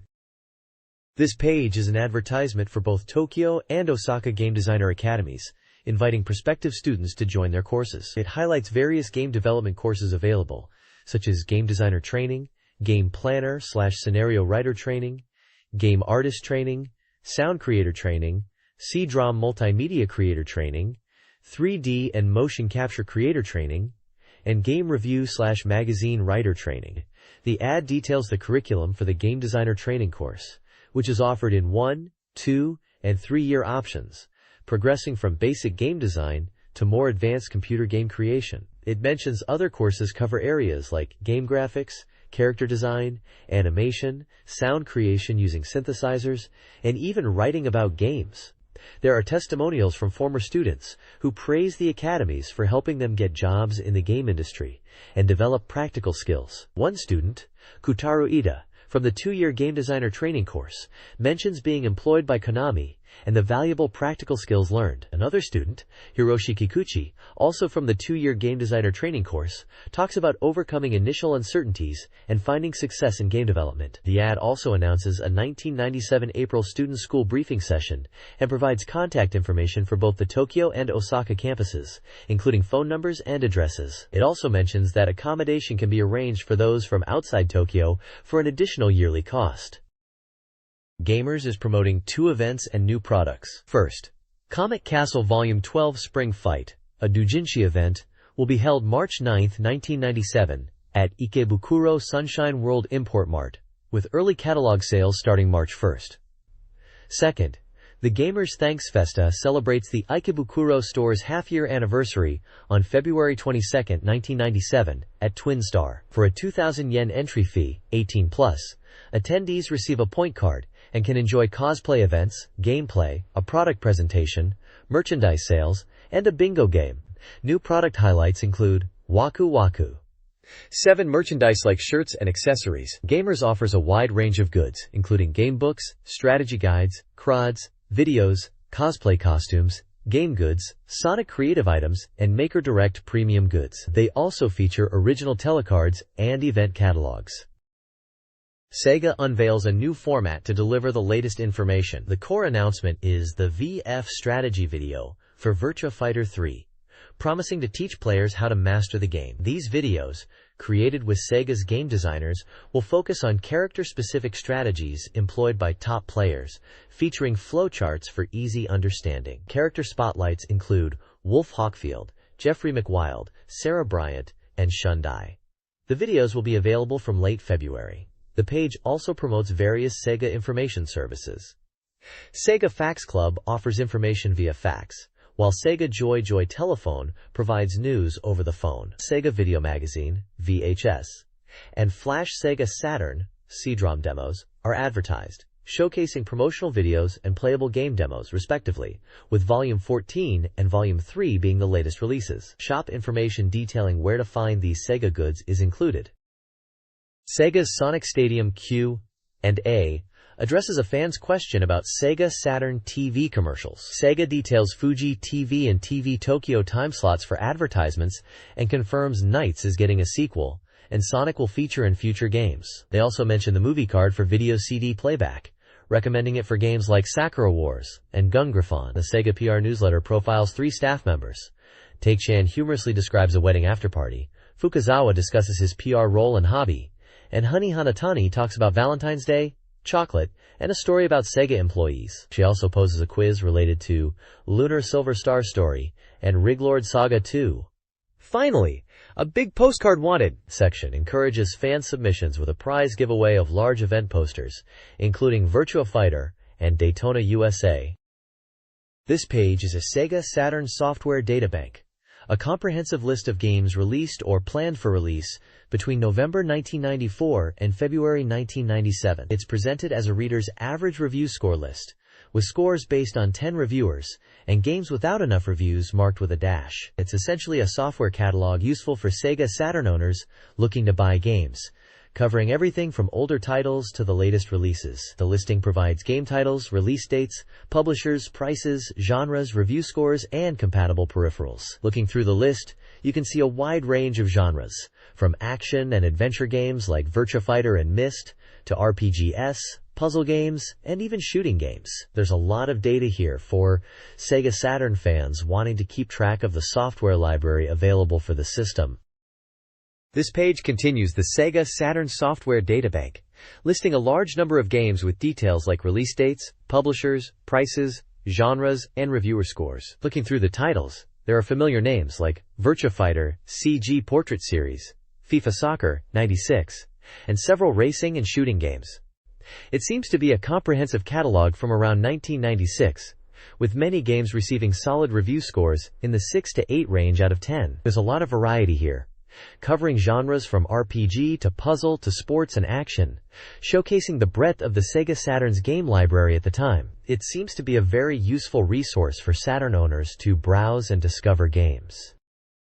The next page continues the Sega Saturn software databank, presenting an index of games listed in Japanese alphabetical order. It's laid out as a table with details on each game, including release dates, publishers, prices, genre classifications, reviewer scores, and compatibility notes, if any. Looking through this section, you see a wide array of titles across various genres, reinforcing the diverse library of the Sega Saturn. There are role-playing games, sports titles like Actua Soccer, shooting games, and puzzle games, all featured within this listing. The consistent format across these pages makes it a helpful resource for anyone wanting a snapshot of the Saturn software available around this time, with scores generally averaging in the mid to high range, indicating a solid standard of games. This page continues the Sega Saturn software databank, still listing games in what appears to be Japanese alphabetical order. It's presented as a table with columns detailing the game titles, publishers, genres, prices, reviewer scores, and some notes on compatibility. Looking through, you see a wide variety of genres represented, from RPGs and simulation games to action titles and puzzle games. Games like Fighters Megamix, Street Racer Extra, and Tomb Raiders are listed, showing a mix of well-known titles and possibly some Japan-exclusive releases. The reviewer scores seem to be consistently in the good range, with many games scoring above 7 out of 10, indicating a generally high quality of software being reviewed. The page seems to be a straightforward continuation of the game databank, providing a structured overview of available Sega Saturn games. This page details a new software schedule for Sega Saturn games, essentially showing upcoming releases. It begins by explaining how to read the schedule table. The table lists games with their release dates, titles, prices, developers, genres, and compatibility details. The explanation section defines abbreviations for game genres like ACT for action, RPG for role-playing, SHT for shooting, ADV for adventure, SLG for simulation, SPT for sports, RAC for racing, PUZ for puzzle, and etc. for others, plus EDU for educational and MOVE for interactive movie. It also explains controller compatibility options, listing things like handle controllers, mice, shuttle mice, analog mission sticks, multi-controllers, twin sticks, multi-taps, and even movie cards. Age ratings are also mentioned, including 18 and 18 recommended, with notes about multiple discs in some cases.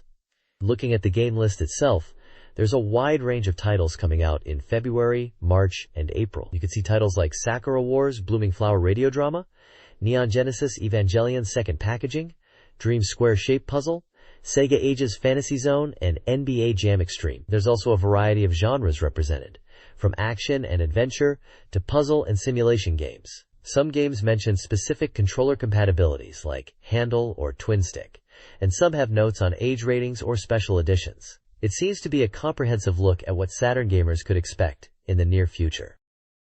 This page continues with the new software schedule, showcasing a variety of upcoming SEGA Saturn titles categorized in a table format. You can see a wide selection of games across different genres, including simulation, shooting, action, RPG, adventure, table games, and more. Looking at some of the titles, Virtua Fighter 3 is listed twice, along with Heart of Darkness and Last Bronx for action fans. For RPG enthusiasts, there's Grandia, Lunar Eternal Blue, and Dragon Knight 4. Strategy game lovers can look forward to Daisen Ryaku Strong Style. Puzzle games are represented by Magical Drop 3 and Bubble Symphony. Adventure games like visual novels Dukusei 2 and Kakusei are also on the list. Simulation titles include Derby Stallion and Pro Pinball, among others. Most of the release dates are still undecided, marked as TBD. But there are some games listed for release in July, August, September, and even within 97. It's a good overview of what Saturn gamers could expect across a range of playstyles, with some games even noted as being for adults only, indicated by the 18 age rating. This page is all about how to fill out the questionnaire postcard included with the magazine. It gives detailed instructions on how to answer each question, asking for information like your gender, age, school or occupation, and how many SEGA Saturn games you owned. It even shows you how to write numbers correctly in the provided boxes, with examples. The questionnaire wants to know your opinions on different aspects of the magazine issue. It asks about the cover design, the content of the articles in Table 1, and your thoughts on the potential merger between Sega and Bandai. There are also questions about your gaming hardware and software preferences. It lists hardware in Table 2, from classic Sega consoles like the Mega Drive and Saturn to peripherals like controllers and Crydrom drives. Table 3 lists a massive collection of Sega Saturn software, covering a wide range of genres. Table 1 lists the articles featured in this issue, including game reviews, previews, and special features, such as articles on Landmaker, Advanced World War, Virtual On, Sakura Wars, Dragon Force, and Panzer Dragoon. The questionnaire also asks you to pick hardware you already own and hardware you plan to buy from Table 2, and software you're interested in buying from Table 3.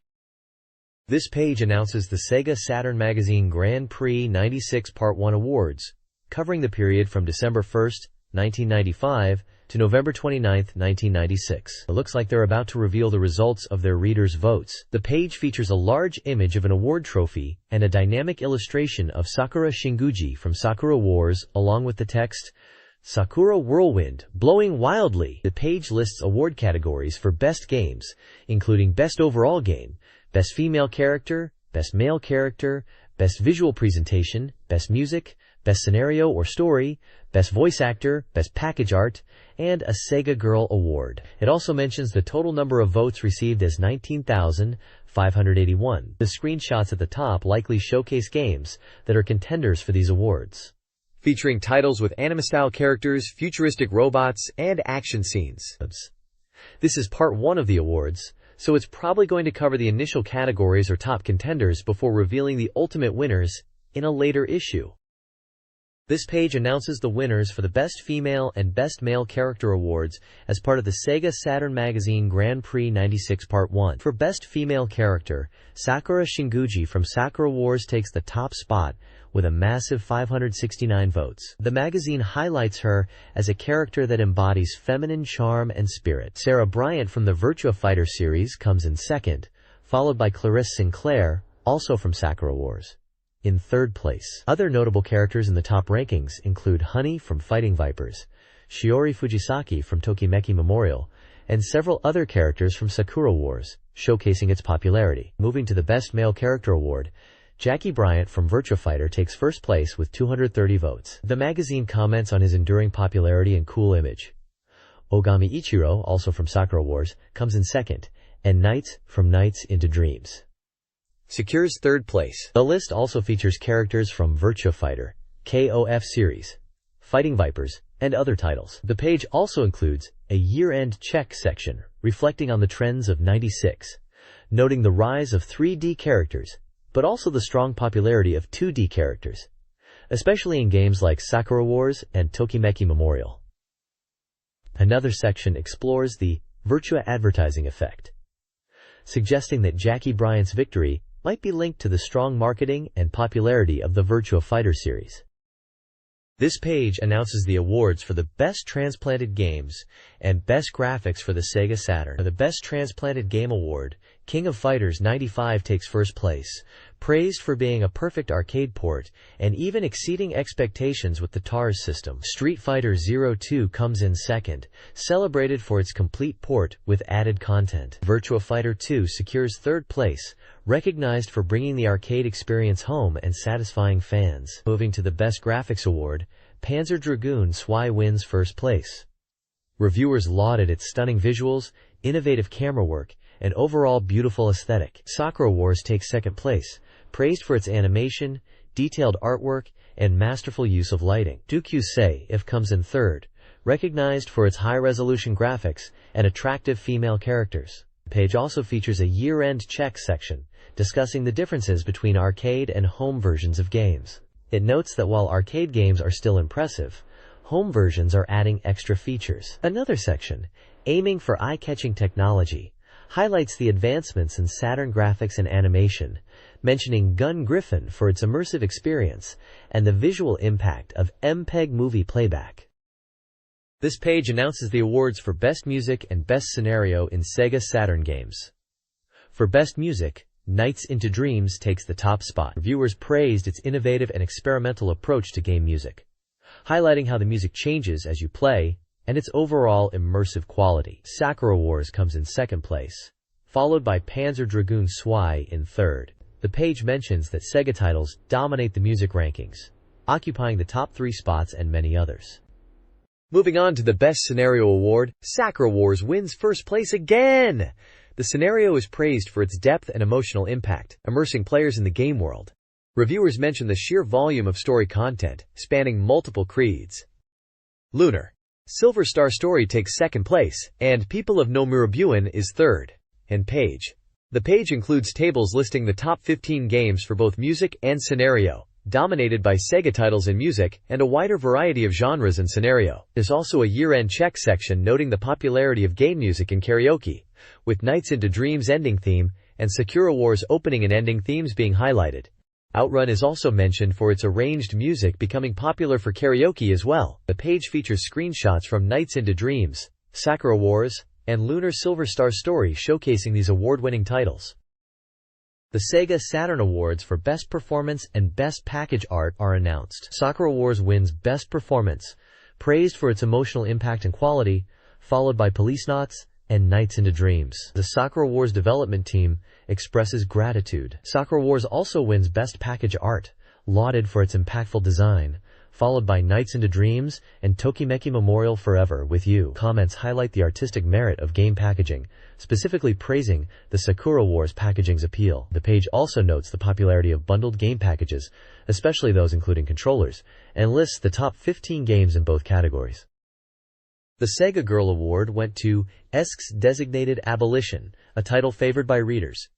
Developers thanked Sega Saturn users and pledged improved games. The page also revealed the top 15 reader-voted topics, including the Saturn price drop, the launch of the White Saturn, and the debut of various games and services like GDNet, Internet Connectivity, and X-Band. Key releases like Virtua Fighter 3 and Virtual On were also highlighted, alongside developments like the Saturn modem and the expansion RAM cartridge. The article discussed Square Enix's lack of Saturn support and high Sakura Wars limited edition prices. Other news included M2's manga research, the Virtua Stick Pro, the port of X-Men vs. Street Fighter, and Sakura Wars coverage in the magazines. Editors reflected on the first half of the year, emphasizing Sakura Wars' popularity, and readers anticipated its victory in the Grand Prix. This page introduces Assault Suits Lanos 2, the highly anticipated sequel to the Mega Drive classic, coming soon for Sega Saturn. It emphasizes the deep customization in the game, highlighting that setting is the key to survival, and asking, What kind of machine will you build? The page mentions it's been 7 years since the original, and boasts a 100% completion rate in development. It's pegged for release on February 21st at 5,800 yen as an action shooting game. We get a glimpse into the game's mechanics, showcasing different customization areas like body select, where you choose your mech, device and power for enhancing your machine's capabilities, and weapon and armor, detailing various weapon types like machine guns, shotguns, and Gatling guns, along with missile and laser options. The page also introduces characters such as Kyle, Eddie, Dolph, and Maria, who seem connected to these customization aspects. There's a section on X devices for further enhancing your mech, and another section labeled Other, which talks about equipping up to 40 devices to enhance mobility, recovery, and weapon power. Finally, the page touches upon a mission or tournament mode, mentioning 1 versus 1 battles and showing in-game screenshots of the action. It also teases the next mission, with more screenshots showcasing a transport ship and enemy encounters, hinting at the game's storyline. This page is all about Advanced World War, Last of the Millennium, which is looking to be a pretty intense strategy game. They're hyping up the opening CG movie, calling it powerful, and saying it's going to be something special. The article mentions that the game is coming out soon and is highly anticipated, especially for fans of great strategy games. It seems the focus is on making the game feel really realistic. They talk about how the opening CG is made to accurately portray tanks and aircraft in motion. The screenshots showcase various aspects, like Stuka dive bombers in action, sidecar motorcycles for scouting, soldiers with gas masks in a tense atmosphere, and Panzer II tanks. They are really emphasizing the detailed graphics, claiming that anyone who sees the opening CG will be impressed. The game itself is a simulation, scheduled for release on March 21st, priced at 6,800 yen. You can play solo in campaign mode, or with up to 4 players in standard mode. The developers from CS2 Research and Team Pineapple mentioned they're in the final stages and excited to get it into players' hands, hinting that they might even have a demo mode available. They seem confident that players will enjoy the depth and realism of the game. This page dives into the graduation exam, which is like the final test in Advanced World War, Last of the Millennium, to see if you've learned anything from the earlier training missions. Apparently, how well you do in this exam really impacts your abilities in the main campaign game. They explain it's a challenging scenario where you have to capture 2 enemy bases within a set time limit. It's not just about brute force though.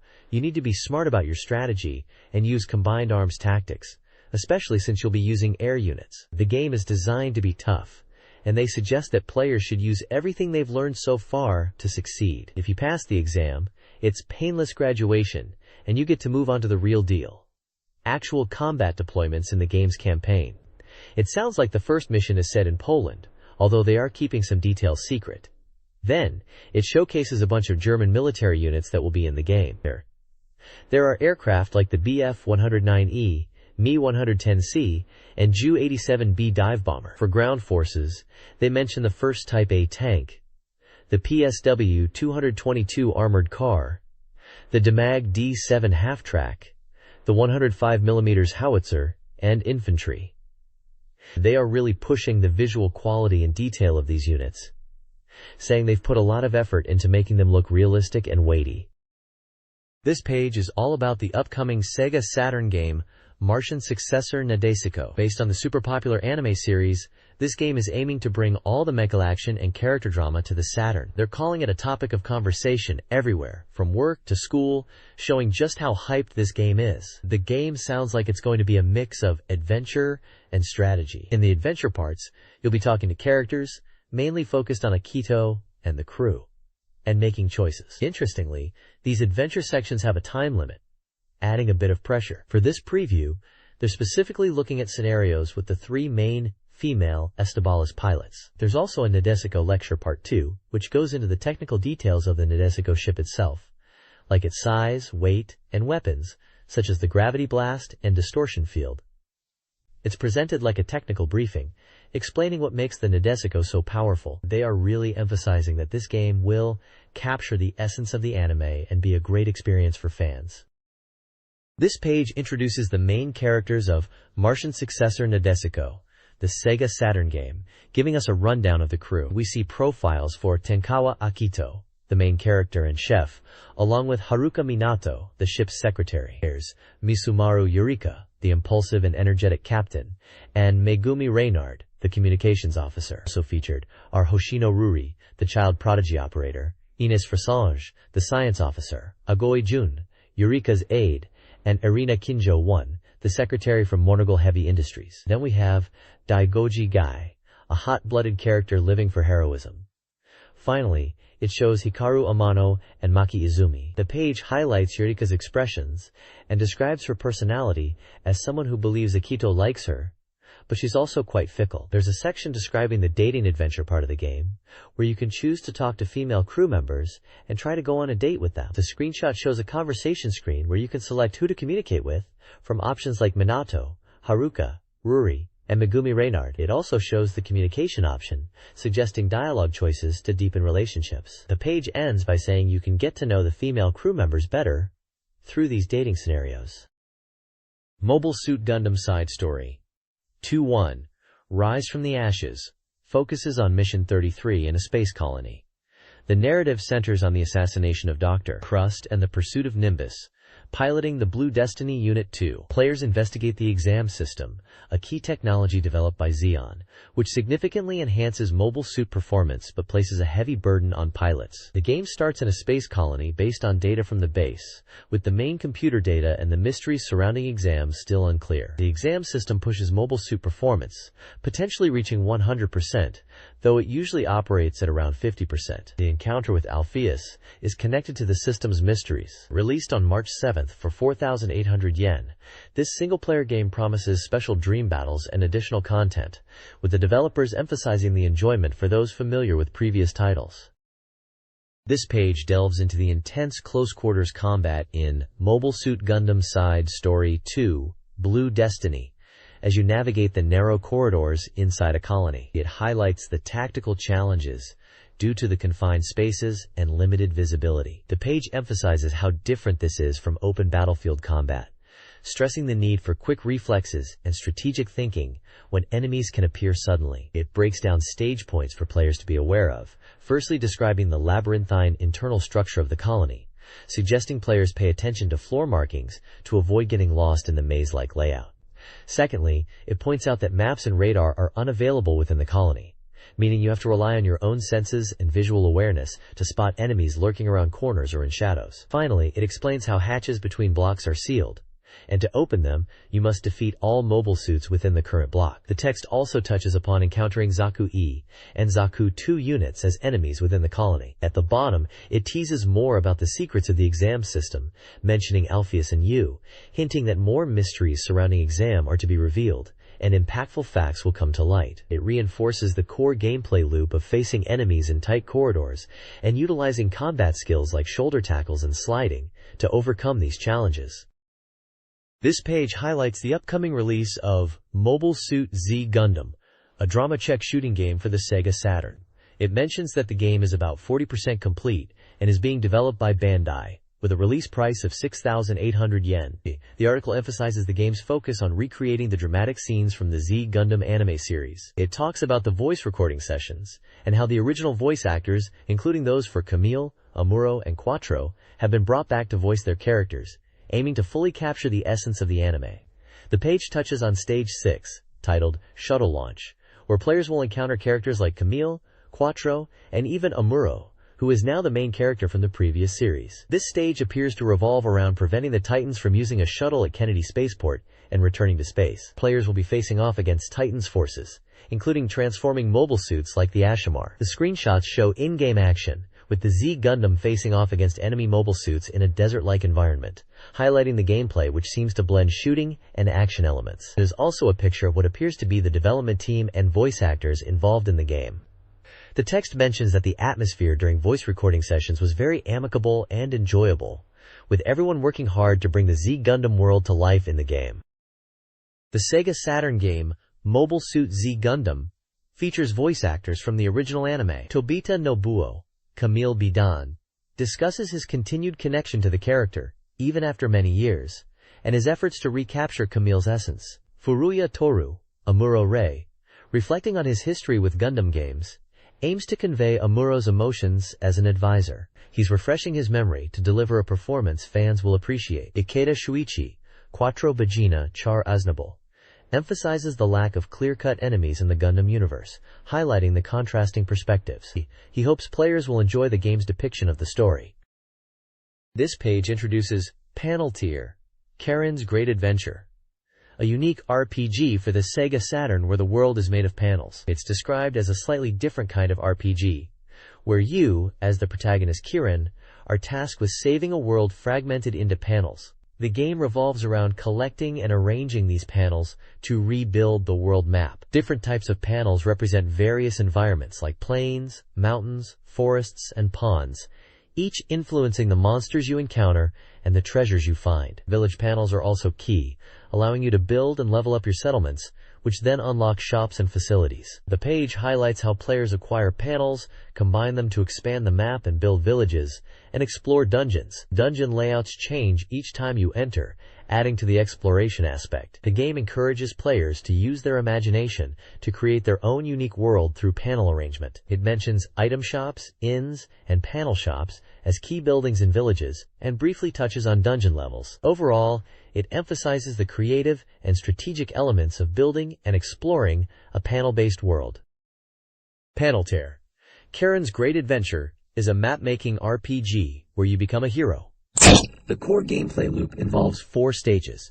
First, accept requests from villagers, who offer quests, information, and items. Second, engage in battles, strategically maneuvering on a panel-based field to defeat monsters and gain experience. Third, expand the map by defeating bosses, unlocking new areas and village upgrades, which in turn provide access to vital facilities and information. Fourth, fulfill requests to earn rewards and progress toward the ultimate goal, defeating the Dark Dragon, and ending the panel-related issues plaguing the world. Villagers provide clues about panel placement and dungeon details. Examples of quests include hunting birds, stopping earthquakes, and helping merchants. The game emphasizes exploration, strategic combat, and diligent quest completion. This page is about the game Zap, Snowboarding Tricks. It talks about how snowboarding in the game feels like carving through the mountains, focusing on the fun of gliding down slopes naturally without relying too much on equipment. The game uses a 3D engine to realistically simulate snowboarding physics, allowing players to experience the thrill of the sport. The game is supervised by professional snowboarders like Bubbles and Junichi Maruyama to ensure authenticity. The reviewer from the maker mentions that it's a really good game that captures the speed and freedom of snowboarding, letting you enjoy your own style of riding. The page highlights some riding techniques to improve your time by 10 seconds. It discusses riding technique, suggesting players aim to be the fastest man by perfecting course timing through constant practice and refining their footwork and initial tricks. It also mentions studying line tracing with play demo to understand course layouts and find stable lines, even on seemingly straightforward courses, recommending players observe demo plays for insights. Another tip is speed reduction with edges, advising players to use edges effectively for cornering even when going too fast, which helps maintain speed by minimizing motion loss, and warns about avoiding obstacles and skiers. Lastly, Air in Emergencies suggests using air jumps as shortcuts in showy trick actions, which can significantly shorten time, but cautions that air control is limited, requiring course awareness. There are screenshots demonstrating gameplay and these techniques. This page is all about mastering air tricks in Zap, Snowboarding Tricks. It encourages players to use the free mode to really hone their skills. The article explains that air tricks are all about combining different actions mid-air, mixing grab tricks and spins, both horizontal and vertical rotations, to create cool and original moves. Timing your button presses during your airtime is key to pulling them off successfully. There's also a section where an experienced snowboarder talks about the feeling of playing Zap, calling it a whoa experience. They mention the game really captures the exhilaration and speed of snowboarding, and while they wished for more battle modes, they really enjoyed the overall feel. The page also highlights Credit, a charismatic brand favored by pro snowboarders, emphasizing that the gear in the game is based on authentic, real-world brands used by top riders like Mitsuyoshi Toeda, Junichi Maruyama, and Sato Keita. Finally, there's a reader giveaway where you can win Credit-branded snowboarding goods, like a snowboard mat and logo stickers, if you send in a postcard. This page is dedicated to Puyo Puyo Sun and introduces the game's characters and adventure mode. It mentions that this is the third Puyo Puyo game and highlights the Arl's Adventure mode. The page describes 3 different modes and introduces several characters you'll encounter in the game. Skeleton is described as a practicing character who is good for learning chains and patterns. Draco Centaur is introduced next, mentioning she's a bit naive but still a worthy opponent. Then there's Harpy, who's described as cute and uses heart marks and flowers in her animations when Puyo disappear, emphasizing her appealing visual style. Incubus is mentioned as a character encountered on the way, and finally, Suketo Jidara is introduced as a new character for this mode, suggesting he might be the first hurdle to overcome. The reviewer notes that in normal mode, Suketo Dara appears early and is a tough opponent due to his speed, recommending caution and suggesting players aim for 4 chains to win. The overall tone is an excited preview of Puyo Puyo Sun and its adventure mode, focusing on the characters and gameplay challenges. This page previews several upcoming game titles, showcasing new characters and challenging gameplay elements. Great Demon King emphasizes chain combos in a difficult stage. Witch introduces a witch character and mid-chain battles. Honeybee utilizes 3 chain attacks and highlights a small character's advantages. Hero Ragnus requires continuous small chains and Sun Puyos. Rulu offers predictable but powerful chain combos. Child Dragon focuses on collecting characters in Arl's difficult mode. Noho stresses early chain setups. Kiki Mora features a character focused on counterattacks and animations. Shizuo warns of increased difficulty in difficult mode, advising players to aim for large chain combos. Finally, Lord Satan reveals his involvement in the game's current events. This page is an exciting preview for the upcoming game, Danina Island. It's touted as finally being on sale, playfully asking if you've entered the Bamboo Shoot world yet. Apparently, the game is 100% complete and is categorized as a game art, costing 6,800 yen, interactive comic adventure for 1 player, with pre-orders available. The developers express their hope that players who've been waiting will enjoy it, and those who haven't pre-ordered should hurry. They mention it's perfect for enjoying while reading magazines like Saturn Magazine. They are eagerly awaiting feedback. This page highlights the game's detailed setting designs, comparing them to animation cells. Daina Island is promoted for its anime-style characters that are lively and animated. The page showcases setting designs for Emiri and Anzu's room and dinosaur settings, with sketches of interiors and dinosaur characters. We get a look at character design details for Parlin and Mujitaro, including various facial expressions and poses. It mentions that for Mujitaro, profile and back views are rare, and instructions are given to draw him facing forward more. The page also features a character comparison chart, showing the heights of various characters, including Kid Dinosaur, Taro, and Jiro, with a question of whether you can tell who is who, emphasizing their adorable rivalry. It highlights that character body heights, angles, and profile views are set, but the basics are in this comparison chart. It's all copyrighted 1997 by Bamboo Shoot and Game Arts. Daina Island features a branching story impacted by the player's choice of instrument for Emiri, influencing later narrative developments. Players are encouraged to replay the game with different instruments, trumpet, flute, ukulele, to explore varied story paths and musical performances. The game boasts detailed, anime-quality animation, even in static scenes. An eye-catch collection displays evolving scenes, including a dinosaur scene and a parody. The page concludes with a humorous image and promotes the Daina Island Soundpath CD, releasing February 26th, with pre-order information, jacket art, and bonus tracks.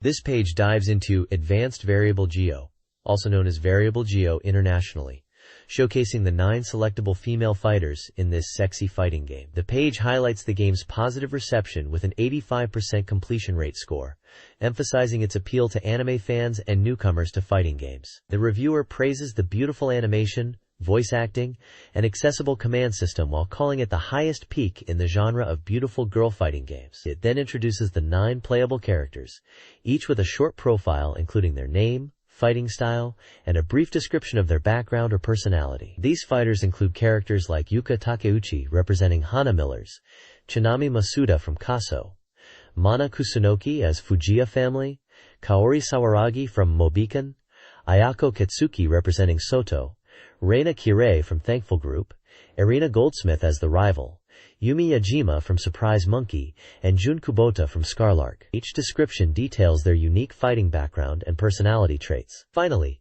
The page explains the 3 game modes available. Normal mode, where you face all 9 characters. VS mode for player versus player or player versus computer matches. And story mode, which focuses on Hikaru Takeuchi's story and uses visual scenes to enhance the narrative.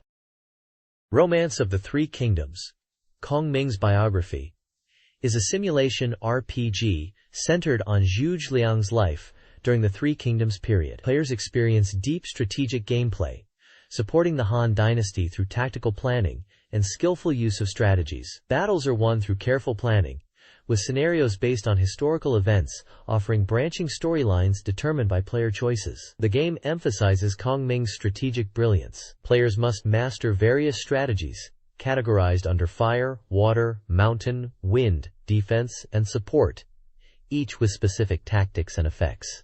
A complete strategy guide details these tactics. The game, currently 80% complete, aims to be accessible to all players, regardless of their familiarity with the era or genre. The creator highlights the game's beautiful animations and event scenes, focusing on Kong Ming as the main protagonist. Quote, "This page is all about Command and Conquer for the SEGA Saturn, and it's being hyped as the definitive real-time strategy experience. The game is described as an 80% complete real-time battle simulation spread across 2 discs. Double the content." The page highlights the core gameplay loop, which revolves around scenarios where you play as either GDI, the Global Defense Initiative, or NOD, the Brotherhood of Nod, 2 opposing factions in the game. It emphasizes that even newcomers to real-time strategy can easily get into it, but it's also deep enough for experienced players. The reviewer mentions there are over 45 types of units and structures across both GDI and NOD factions. The page breaks down the mission flow into 4 steps.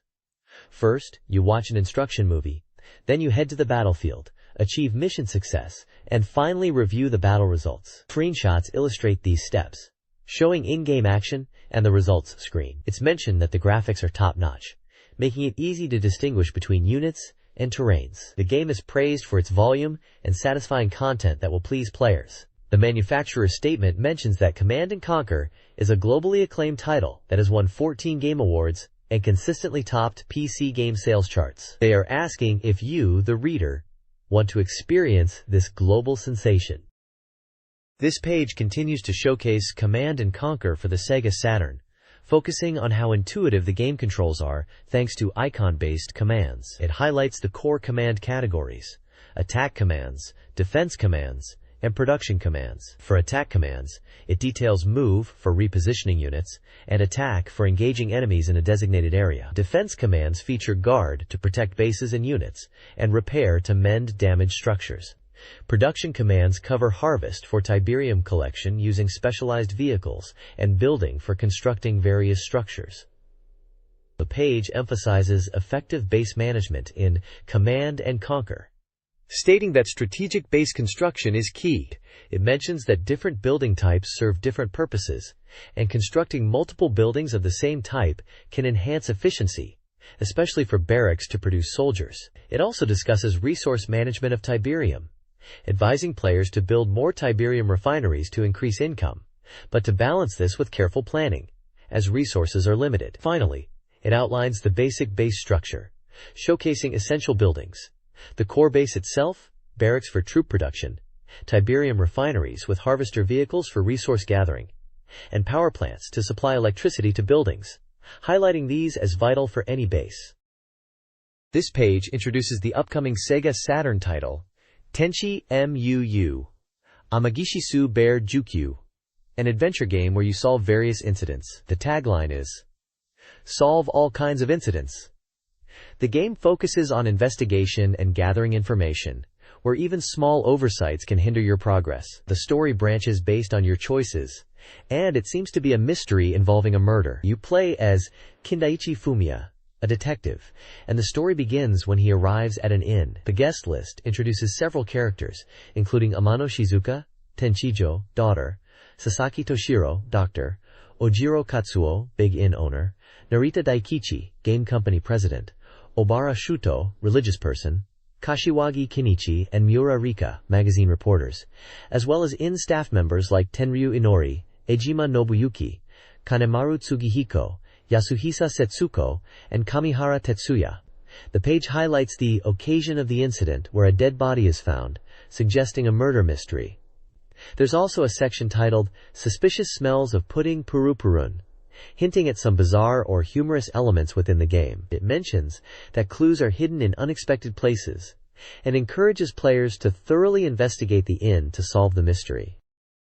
This page is all about Greatest 997 for the Sega Saturn, a professional baseball game. It's advertised as a coming soon soft, slated for release on March 28th, priced at 5,800 yen, and aimed at all players who love sports games. The developers boast about it being a proper baseball simulation, emphasizing the polygon graphics for players and a challenging AI for the computer opponents. The big selling point highlighted here is the lock-on system, described as a revolutionary new feature.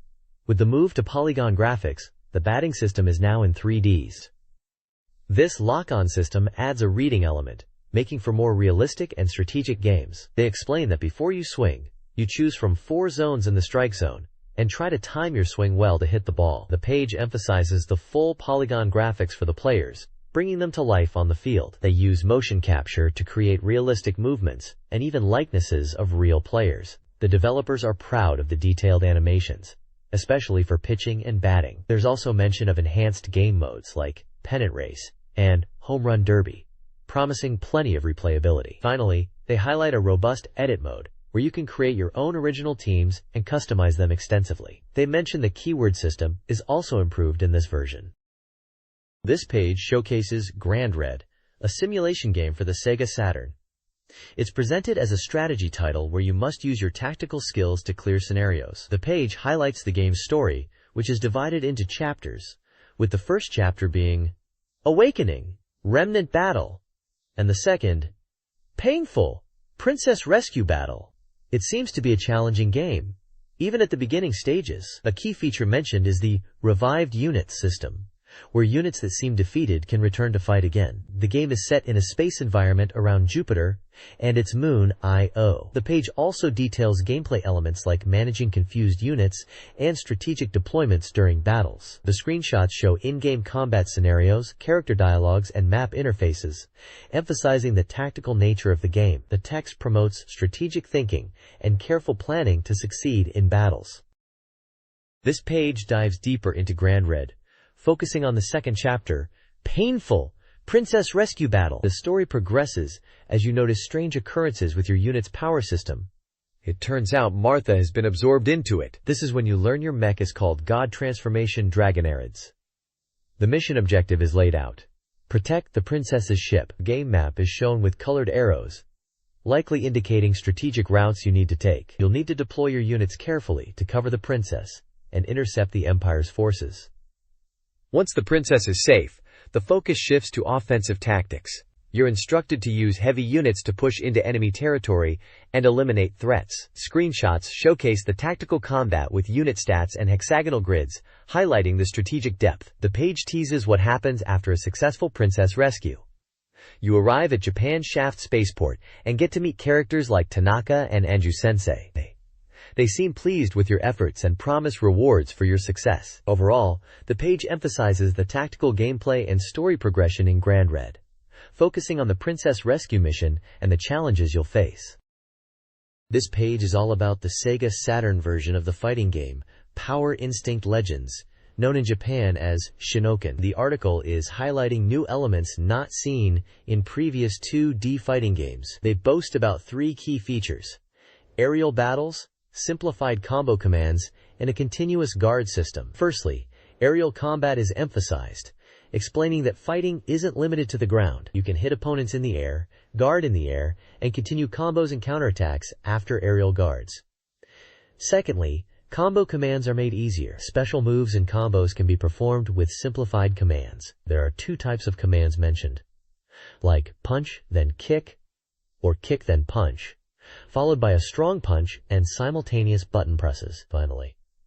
Finally, the continuous guard system lets you input a command while guarding to cancel the guard stiffness and potentially counterattack, giving you a chance to retaliate even while blocking. The Saturn version adds original elements, like a battle mode focused on enjoying versus play, reducing the frustration of chaotic battles, and adding auto guard for beginners. They've improved the display of continuous techniques and guard information, making it easier to understand combos. Boss characters are now playable in versus mode, which wasn't possible in the arcade version, expanding the roster for player versus player matches. They highlight that even beginners can enjoy the game, thanks to these Saturn-specific additions. This page is introducing the SEGA Saturn Soft Guide Complete. It looks like the start of a section dedicated to helping players get the most out of their SEGA Saturn software. The page features a cool image of a race car, emblazoned with Gallop and the number 27. The car is set against a checkered flag backdrop, really giving off racing vibes, likely hinting at Daytona, USA. The Japanese text highlights that this guide is a thorough look at SEGA Saturn software that's already been released. It mentions that this corner is designed for players to fully enjoy their games, providing useful strategy information. Looking at the bottom, we see page numbers linked to specific games that will be covered in this guide section. It seems like the next few pages will feature Enemy Zero, Radiant Silvergun, and Daytona USA Circuit Edition. It looks like a great guide for Saturn owners wanting to delve deeper into these titles. This guide offers gameplay tips for Enemy Zero on the SEGA Saturn, focusing on the final location, Fall Tower. The core of the game revolves around surviving invisible enemies, particularly the larvae, using your VPS and sense of hearing. The guide details specific floors, starting with B4, which features larvae encounters. B5 introduces regular enemies alongside larvae, emphasizing the risk of ambushes. B6 has fewer larvae, but starts with enemies nearby. Strategies include using the elevator to control enemy numbers and avoiding dangerous areas. A section on Wall is Thin Battlefield highlights using sound to locate enemies, even through walls. This emphasizes Enemy Zero's unique gameplay, where audio cues are crucial for survival in the hostile environment of Fall Tower. The guide provides practical advice for navigating and combating the invisible threats.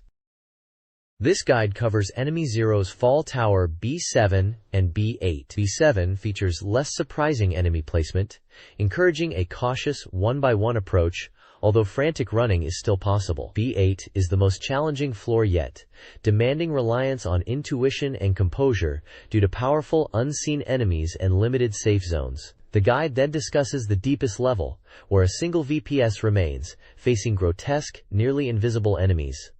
Survival depends on defeating a massive, dreamlike foe. AQ and A section addresses navigation in Disc 1's Polygon section, emphasizing visual cues linked to movie parts. It advises focusing on lever combinations to reach specific floors, rather than binary logic. Finally, it points the player to Lonnie's room to use the medical scanner key.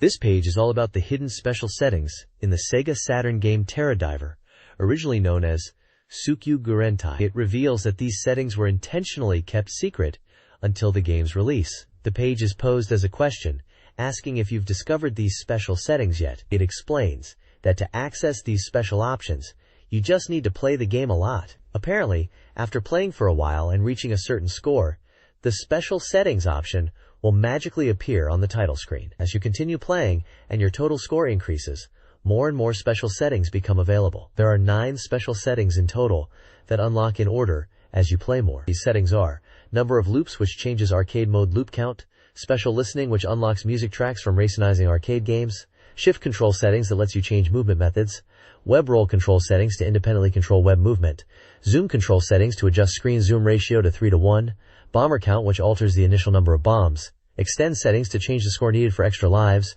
remaining lives to adjust starting lives, and finally credit count to set credits from 1 to infinite. The page includes screenshots of the title screen with special settings on, the special settings menu itself, and the control settings screen. It seems like these settings offer a deeper level of customization and fun for dedicated players who put in the playtime. Terradiver offers extensive customization options for players. You can enjoy music from other racing games like Magical Battle Arena, Battle Garega, and Whirlo. The Operation Settings Plus allows complete control customization of the controls, including simultaneous button presses. The zoom function enables adjusting the screen aspect ratio during gameplay. For analog stick controllers, the Marcon suggests using the D-pad for movement and face buttons for web roll. Finally, there are hidden commands, viewing the good ending by using a specific pilot name, and gameplay modifiers to shrink your hitbox or increase movement speed by holding certain buttons at the start. The sheer number of options is even acknowledged, with the author questioning if it's too much. This guide provides tips for the Seaside Street Galaxy course in Daytona, USA, Circuit Edition. It breaks down the track into 6 sections. A, F. Section A focuses on drifting out of the first corner. Section B advises slowing down for the hairpin and controlling the drift. Section C suggests light braking for a checkpoint drift. Section D covers navigating a high-speed corner by lifting off the accelerator. Section E recommends braking and drifting at the second corner. Section F emphasizes speed reduction before a chicane. The developers describe the course as long and challenging, with scenic, urban, and natural elements. The guide showcases a fastest lap of 1 minute 40 seconds and 3 milliseconds, and a time attack standard time of 1 minute 40 seconds and 0 milliseconds. This page continues the guide for Daytona USA Circuit Edition, but this time it's focused on the National Park Speedway course. The guide breaks down the track into sections A through E, giving driving tips for each part. Section A is about the first right-hand corner after the home straight, advising players to go full throttle in 4th gear, using minimal steering input. Section B covers a hairpin corner, recommending players to just go straight without overthinking it, using braking to control speed. Section C discusses timing your steering inputs effectively, emphasizing the importance of racing lines and steering timing. Section D is about a corner that's described as not needing to be treated like a typical corner, suggesting a straight line approach from the inside to the outside. Finally, section deals with a difficult corner, recommending a shallow and quick drift angle, using braking as the trigger and aiming to recover grip quickly. The page also shows fastest lap for this course at 34 to 37, and the time attack standard time at 34:00. It seems to be a very detailed guide to help players master this track in Daytona USA Circuit Edition. This page discusses using Nakamura's Ghost data in Daytona USA Circuit Edition to improve racing skills, along with an announcement for the Nakamura Cup Time Attack Contest. It provides track-specific advice for mastering courses like 3-7 Speedway, Dinosaur Canyon, and Seaside Street Galaxy by studying Nakamura's Ghost runs. The advice focuses on key corners and racing lines. The contest challenges players to record their best time attack runs on 5 selected courses and submit them on VHS tapes, along with their details, via mail. Prizes include exclusive Daytona merchandise, such as caps, a SEGA Saturn modem, and stickers. Participants can choose from 8 initial cars and select either auto or manual transmission. The contest specifies lap counts and target lap times for each course. SNK World 97 highlights Slank's Neo Geo Land arcades, calling them essential destinations for fans. The page features a maker's comment and promotes an upcoming SNK Live tour. Neo Geo Land 1, near SEGA Station in Osaka, is popular for games and cosplay. Neo Geo Land 2, in the SNK Development Building, offers a relaxed, adult atmosphere. Neo Geo Land 3 combines karaoke and games with impressive sound and design. The article emphasizes the communal experience, featuring a pilgrimage report about meeting fellow fans. A KOF 96 t-shirt giveaway is mentioned. The page concludes with contact information, essentially advertising Neo Geo Land arcades as vibrant hubs for the SNK community.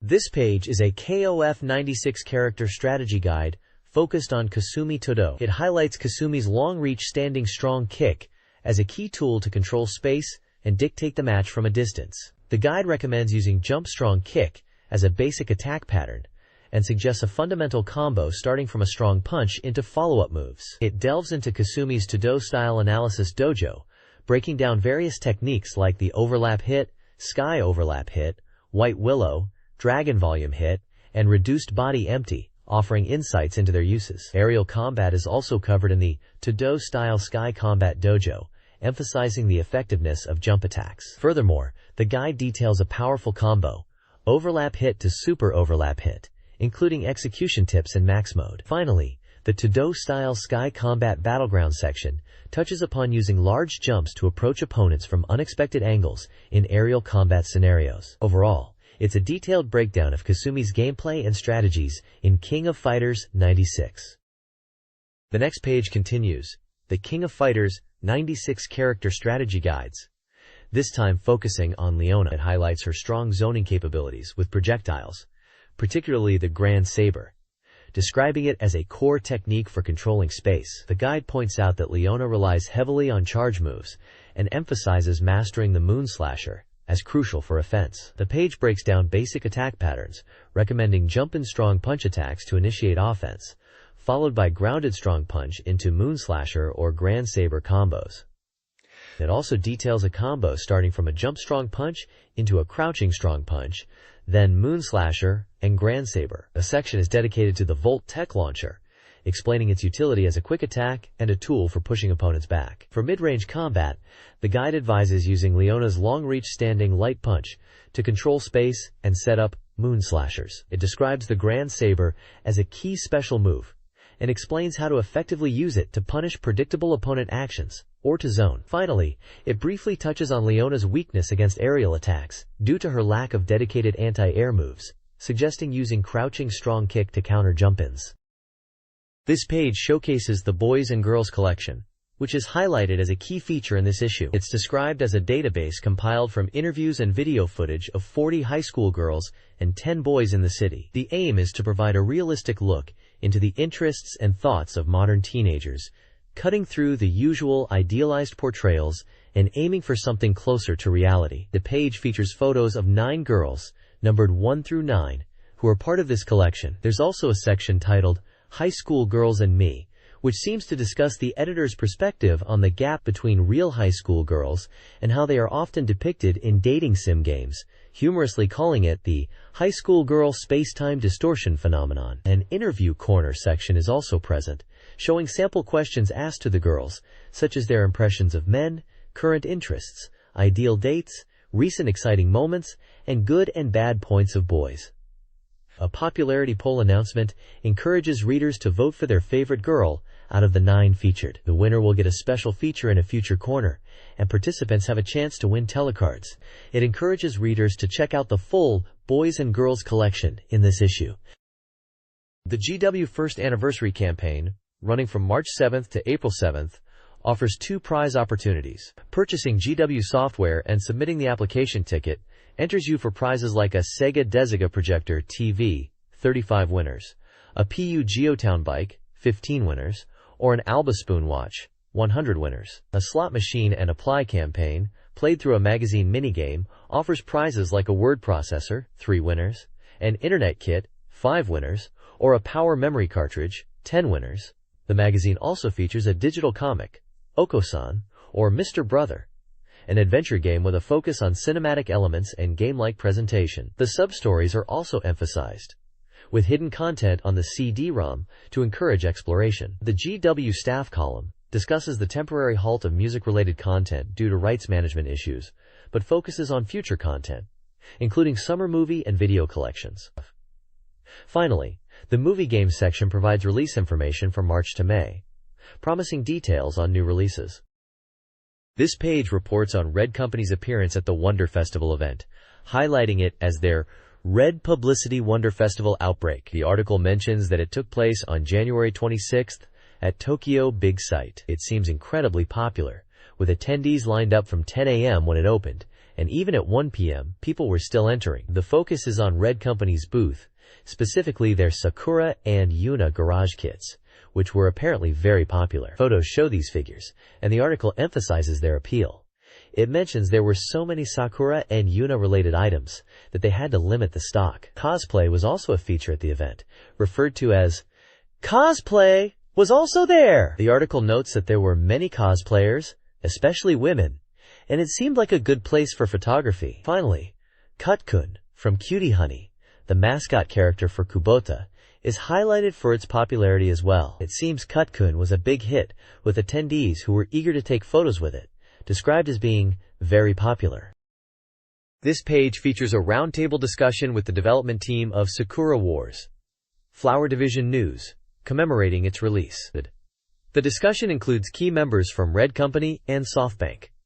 The team talks about their goal to create software that everyone can enjoy. They discuss the initial concept and planning, with Chiba explaining the aim was to create a trial version experience akin to a demonstration for the main Sakura Wars game. Kuroda mentions the challenge of maximizing the game's content within the ROM cartridge's memory limits. Yamada talks about utilizing digital fonts and creating an index-like system for data management, while Nango explains how data was extracted from existing games. Suzuki mentions the challenges and limitations of using the movie card for visuals, especially regarding image quality and the number of colors. He highlights the 30-second limit for movie card usage, emphasizing the need to carefully manage video length. Summer expresses the difficulty of sound and voice recording quality. Nango reiterates the struggle with limited data capacity and the need to carefully select content. The team members reflect on the hard work and collaborative effort involved in bringing Sakura Wars Flower Division news to life. They express gratitude to everyone involved and hope players will enjoy the game. The page also includes a picture of the Sakura Wars Flower Division news game cartridge. This page is about the coming era of personal news, highlighting the concept of Pointcast as a system for delivering personalized online news. The article explains that Pointcast is a system that delivers news tailored to individual users, similar to radio broadcasting, but for personal computers. The article discusses how Pointcast uses internet technology to provide news and information, acting like a personalized information tool. It mentions the system's ability to deliver information directly to users' computers in the background and display it in a readable layout, emphasizing the visual and multimedia aspects. It also touches on the technical side, mentioning HTML and Java as technologies used for content delivery and application development. The article mentions services like Marimba and Castanet as related technologies and highlights the integration of multimedia content like video and audio into the Pointcast system. Screenshots show interfaces of what seems to be Pointcast software displaying news headlines and information. The article concludes by suggesting that this technology could revolutionize news consumption and information access, making personalized news a reality. The next page is all about SEGA AM3's Rush, which we all know is likely Virtua Racing 2, especially as it mentions the upcoming Virtua Racing X-Over, that expansion we've been waiting for. There's a cool section called AM3 Lab RASPro Illustration Corner Volume 15, where they're showcasing fan art. This time, it's a free theme, so artists could draw whatever they wanted. We get to see some of the reader submissions, with names like Wind God Light, Sea Great Ichiru, Mr. Aruno, and Black Hair Noble Fragrance. Sounds like some creative folks out there. They're also having a big illustration contest, encouraging everyone to send in their fan art to SEGA Saturn Magazine, AM3R&D. It seems like they really value fan contributions, saying, "Everyone's illustrations are the source of my energy." Then there's a true story edition for RASPro, about location shooting for the game, titled, Today, Location Shooting is also a big success. The article talks about the AOU show, where AM3 is planning to showcase new products. They mention location scouting, even referencing Papua Two Dog Island for inspiration and traveling to America for research. They are deep in development, working hard to get this new product ready. There's a photo showing what looks like the location shoot in action. It seems like the team is working hard and really enthusiastic about bringing this new game to life. This page is all about celebrating the Green Bay Packers winning Super Bowl XXXI. The big headline shouts, "Congratulations Green Bay Packers Super Bowl XXXI championship," and shows a guy who's clearly very excited about it. We can see the final score with the Packers at 35 and the New England Patriots at 21. The text below explains that this is about the Packers winning the Super Bowl after a whole 29 years, and it's written by Dr. Watari, who we know from the previous page is involved with AM3's games. Dr. Watari is a massive Packers fan and was super hyped that they won on January 27, 1997, US time. He even admits to ditching work to watch the game. He jokes that people might think he's going a bit overboard with his excitement, but asks for some understanding and humorously says he'll get back to work on Virtual On 2, making sure fans know he's still on the job. So it's a fun page showing off his personal excitement and linking it back to his game development work at SEGA AM3. This page continues with Dr. Watari still buzzing about the Green Bay Packers Super Bowl victory. He's interviewed about the game and how it unfolded. He describes the nail-biting moments of the game, especially the tense parts in the first quarter, and how the Packers managed to turn things around. Dr. Watari mentions the game's turning point, praising the Packers quarterback Brett Favre, and how the team's defense improved in the second half. He He highlights Reggie White as playing a key role and calls him Legend 12. He's clearly very impressed with their performance and how they secured the wins. The interview also touches on the game development side of things. Dr. Watari confirms he's still working hard on game creation and reassures fans that he's dedicated to his work, even amidst his Super Bowl excitement. He jokingly mentions that while he was completely engrossed in the game, he's now back to focusing on game development. He also briefly talks about the future of game development, mentioning upcoming projects at AM3 and hinting at new faces and exciting developments to look forward to. He finishes by saying he's back to work and eager to produce great results. SEGA AM2's Research Express Weekly, Volume 40, announces Virtua Striker 2. The page, showcasing a Japan team player, highlights the game's upcoming release this spring. Developed for the Model 3 arcade board, it supports 1 to 2 players and promises a dramatic leap in graphics, aiming for realism akin to a live TV broadcast. The issue also previews Scud Race Twin, to be showcased at the AOU show. Virtua Striker 2 is touted as the strongest sports game on the Model 3, aiming for unprecedented dynamic and realistic gameplay. A profile introduces Satoshi Mifune, Bin-chan, the team leader. A side-by-side comparison of Virtua Striker and Virtua Striker 2 screenshots emphasizes the improved light processing, shading, and 60 FPS animation, demonstrating the enhanced visual quality. This page focuses on Virtua Striker 2, emphasizing the game's advancements as a major leap forward, drawing global attention and building upon the original Virtua Striker. The headline declares, "Everything has evolved. The whole world is watching its complete evolution." The page highlights several key improvements in Virtua Striker 2 under Checkpoint. Firstly, Stadium details how real stadiums are now incredibly realistic, with night games and 3 types of stadiums available. The reviewer notes the enhanced sense of depth and dynamic angles. Next, Virtua CM introduces in-game advertising as a new feature, prominently displayed on stadium walls, adding to the realism. Operation explains the control system using 3 buttons, covering short passes, long passes, including during defense for sliding tackles, and shooting. The game includes a battle cut-in system, allowing strategic shifts between offensive and defensive tactics during gameplay. Depending on the flow of the match, players can enjoy aerial plays, and the game intelligently switches to direct shooting during headers and short passes into the goal area. Finally, Versus CPU details the significantly smarter CPU AI. It dynamically judges player actions, providing realistic and challenging gameplay.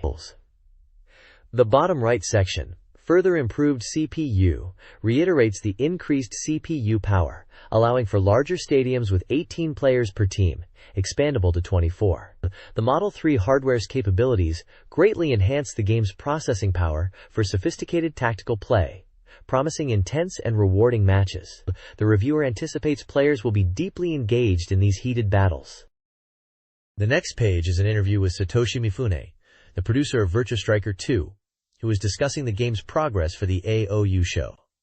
He mentions the game is currently 50% complete and emphasizes that they want players to enjoy the battle switch aspect of the game. He anticipates a release around Golden Week. Mifune highlights that Virtua Striker 2 represents a significant evolution from the first game, especially in terms of graphics, which are visually more impressive due to the Model 3 hardware, even though development initially started on Model 2. Gameplay and AI have also been improved, offering deeper strategic elements and a more enjoyable experience. Mifune notes the CPU AI is smarter, reacting dynamically to player actions, providing a more realistic and challenging match. The interview touches on controls, aiming for intuitiveness. The page ends by questioning if there will be hidden characters or teams in Virtua Striker 2, hinting at potential secrets. Screenshots demonstrate the in-game action and replay feature.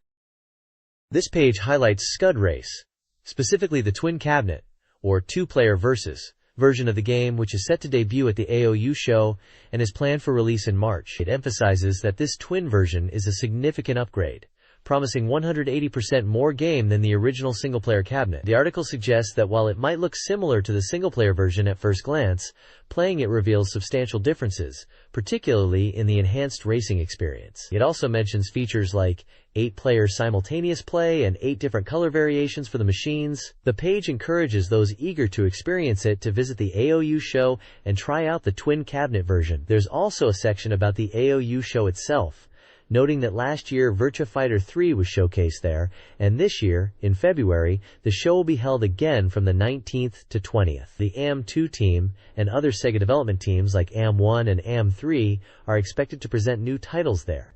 The page concludes by inviting race game fans to check out the completely renewed Scud race in its twin specification. Images include screenshots of the game in action and a picture of the impressive twin cabinet itself. This page details the version up points for the twin-type version of Scud Race, focusing on 3 key improvements. Firstly, the machine behavior is now more realistic, with easier car control using the accelerator and more controllable drifting. Secondly, the number of opponent cars changes depending on the difficulty level.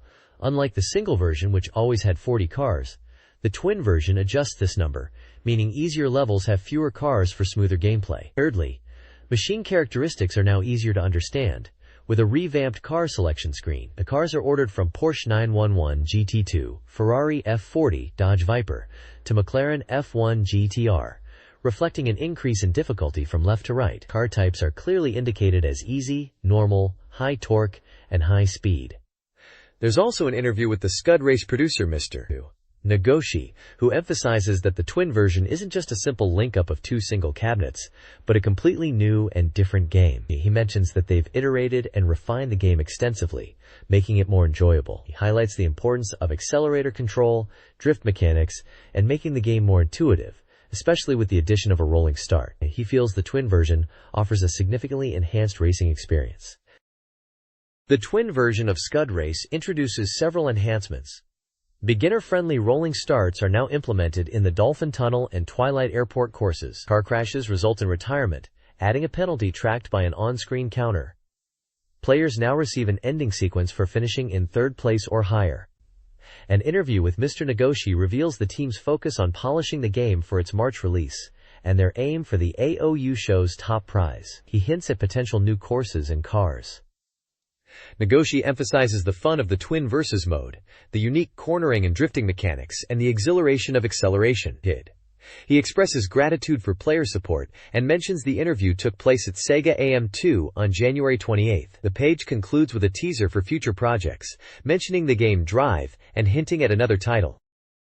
This page is all about the technical course in SEGA Ski's Super Brig. It's a guide to help players master this challenging course. The page emphasizes that while the course might look straightforward at first glance, it's full of hidden elements and tricky turns, especially around the blue gates. They advise against trying to cut corners and really stress the importance of carefully observing the snow conditions. The guide breaks down the course into key points, like approaching blind corners near castle gates slowly and carefully planning gate approaches.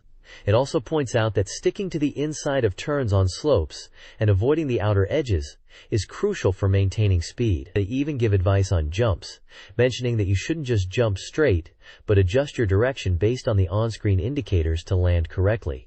Landing properly is key, especially for the latter half of the course, as poor landings can make it tough to navigate the consecutive gates, especially in fresh snow. The reviewer highlights that this course is all about fresh snow, demanding players adapt to changing snow conditions and really pay attention to the gates and trees. It's about judging the difference between soft and hard snow to really master the course. Essentially, this page is packed with pro tips to conquer the technical course in SEGA Ski Super Dig and truly test your skiing skills.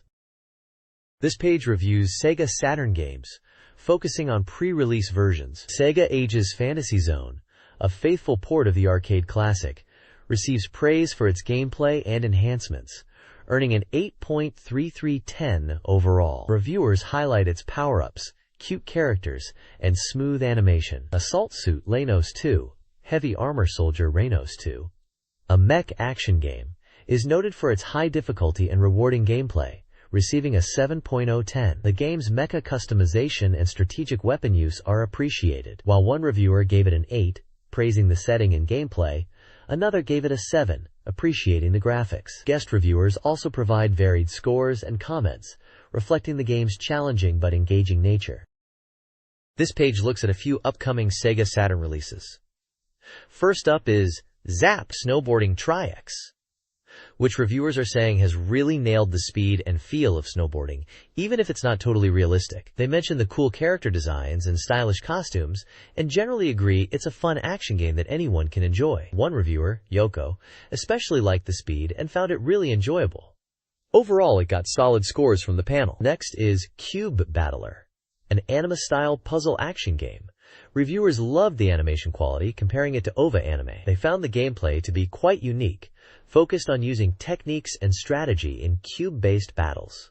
While some found it a little simple in terms of puzzle elements, they appreciated the anime presentation and character designs, especially the female characters. One reviewer mentioned issues with button layout, making diagonal movements tricky. Again, it received generally positive, if slightly lower, scores. Finally, there's a section introducing new releases, highlighting Sangokushi Value Set and Nobunaga's Ambition Value Set. These are compilation packs of classic strategy games from Koei. The Sangokushi Value Set includes Sangokushi Returns and Sangokushi Versus, aiming to be accessible for newcomers while pleasing veterans. The Nobunaga's Ambition Value Set bundles Nobunaga's Ambition Returns and Nobunaga's Ambition Tenka Sausei, positioned as a good entry point for players wanting to try out the series. Both are presented as great value sets for strategy game fans. Secret Techniques A Go! Highlights reader-submitted secrets for SEGA Saturn games. The page begins with a humorous call for game secrets. The featured games include Fighters Megamix, unlock Kuma-chan after 84+ hours of gameplay, Daytona USA Circuit Edition, Mirror Hornet Course by holding XYZ during course selection, Dynamite Deca, activate Deep Scan for credit-free play by holding XYZ and pressing Start on the title screen, Rockman 8, enter bonus mode by using a password, then holding L and R and pressing Start, and Overdrive GTR, play courses outside tournaments by entering a password, then holding L and R during course selection. The page encourages further submissions from readers, offering prizes like Saturn software and book coupons for accepted secrets. This page explores the subtle relationship between games and art, focusing on the theme of being healed by water. The author starts by talking about their personal experience with aquariums in their room and how they find them calming, especially watching the fish and plants. They draw a parallel to virtual aquariums in games, specifically mentioning the SEGA Saturn game Aquazone. Aquazone is described as a virtual aquarium game where players can raise fish and plants, creating their own underwater world on screen. The author believes that both real and virtual aquariums offer a similar sense of peace and relaxation, and they consider both to be forms of art. They highlight how arranging plants and fish in Aquazone is like creating art within the game. The page also features Professor Fuse, a graduate from Tokyo University of the Arts, who is presented as someone with an interest in games and art. He's pictured observing a real aquarium and is described as finding interest and enjoyment in games from a bodily perspective. The author concludes by suggesting that the relaxing and artistic qualities of virtual aquariums, like Aquazone, offer a unique form of game enjoyment. SEGA Saturn Magazine is holding a giveaway offering various SEGA Saturn prizes. Readers can win one of 5 prize categories. 20 winners will receive a SEGA Saturn game of their choice, released before February 14, 1997. 10 winners will get exclusive Simulation Series portable toothbrush sets. 5 will win Eve Burst error posters and clear files. 13 people will receive Tsuri Taru stickers. And finally, 10 winners will get Samurai Spirits 1997 calendars featuring illustrations of the fighting game characters. To enter, readers must send a postcard with their answers by February 28th. The magazine's March 7th issue is scheduled for release on February 21st. Contact information for inquiries is provided, and the page concludes with a list of the magazine's staff. This page is all about the SEGA Saturn game Touge King 2, the sequel to Touge King, The Spirits. The advert highlights that you can once again battle on mountain roads, with courses modeled after famous locations like Roko, Hakone, and Tsukuba. It mentions the game boasts double the number of cars compared to the first game, and a brand new training mode has been added. Players can also race from 4 different camera perspectives. There are a couple of screenshots showing in-game racing action and a car selection screen. The advert also points out that Touge King 2 supports racing and multi-controllers and is a 1-to-2 player 3D racing game. It's scheduled for release in late April at a price of 5,800 yen, published by Atlas. This page showcases the Sega Saturn fighting game Groove on Fight, published by Atlus. The artwork is by Renji Murata, known for his distinctive style, and the page prominently features a central shirtless male character with goggles, characteristic of his art. Surrounding him in a mosaic style are glimpses of other characters, hinting at the game's roster. The text in Japanese sets the scene in the year 2015, declaring, "The battle of that clan begins again," suggesting a story or setting involving clan warfare. The large title, Groove on Fight, takes center stage, and the Atlus logo, along with the copyright date 1997, confirms the game's developer and approximate release period. Overall, it's a visually striking page, promoting this Sega Saturn fighting title. This page is all about role-playing games for the Sega Saturn. It's presented in a funny way, showing two police officers kicking down a door to deliver RPGs to an eager gamer inside, who is already completely engrossed in playing. The speech bubbles above highlight the feelings players have for RPGs, saying things like, "Because I've been waiting for it, I'm going in. Because it's so vivid, I'm going in. Because it's so human-like, I'm going in. And even, because it's scary, I'm going in." 4 games are highlighted here. First up is Far East of Eden, the Apocalypse IV, boasting over 1,000 events and amazing animation, calling it a massive masterpiece finally completed. Next is Air's Adventure, described as a vivid and realistic 3D CG experience where you live out your desires as the protagonist in locations like Shinjuku, hunting, and more, but also surprisingly romantic and deep. Then there's Terra Fantastica, an epic historical RPG played out on a national level, where humans change history, with a really intense scenario. Finally, Shining the Holy Ark is described as both scary and cute, with scary characters lurking in the dark in a haunted house-style RPG that will give you goosebumps. All of these games are listed as currently on sale, with prices around 5,800 to 6,800 yen. It's a fun and energetic page promoting the exciting world of Sega Saturn RPGs.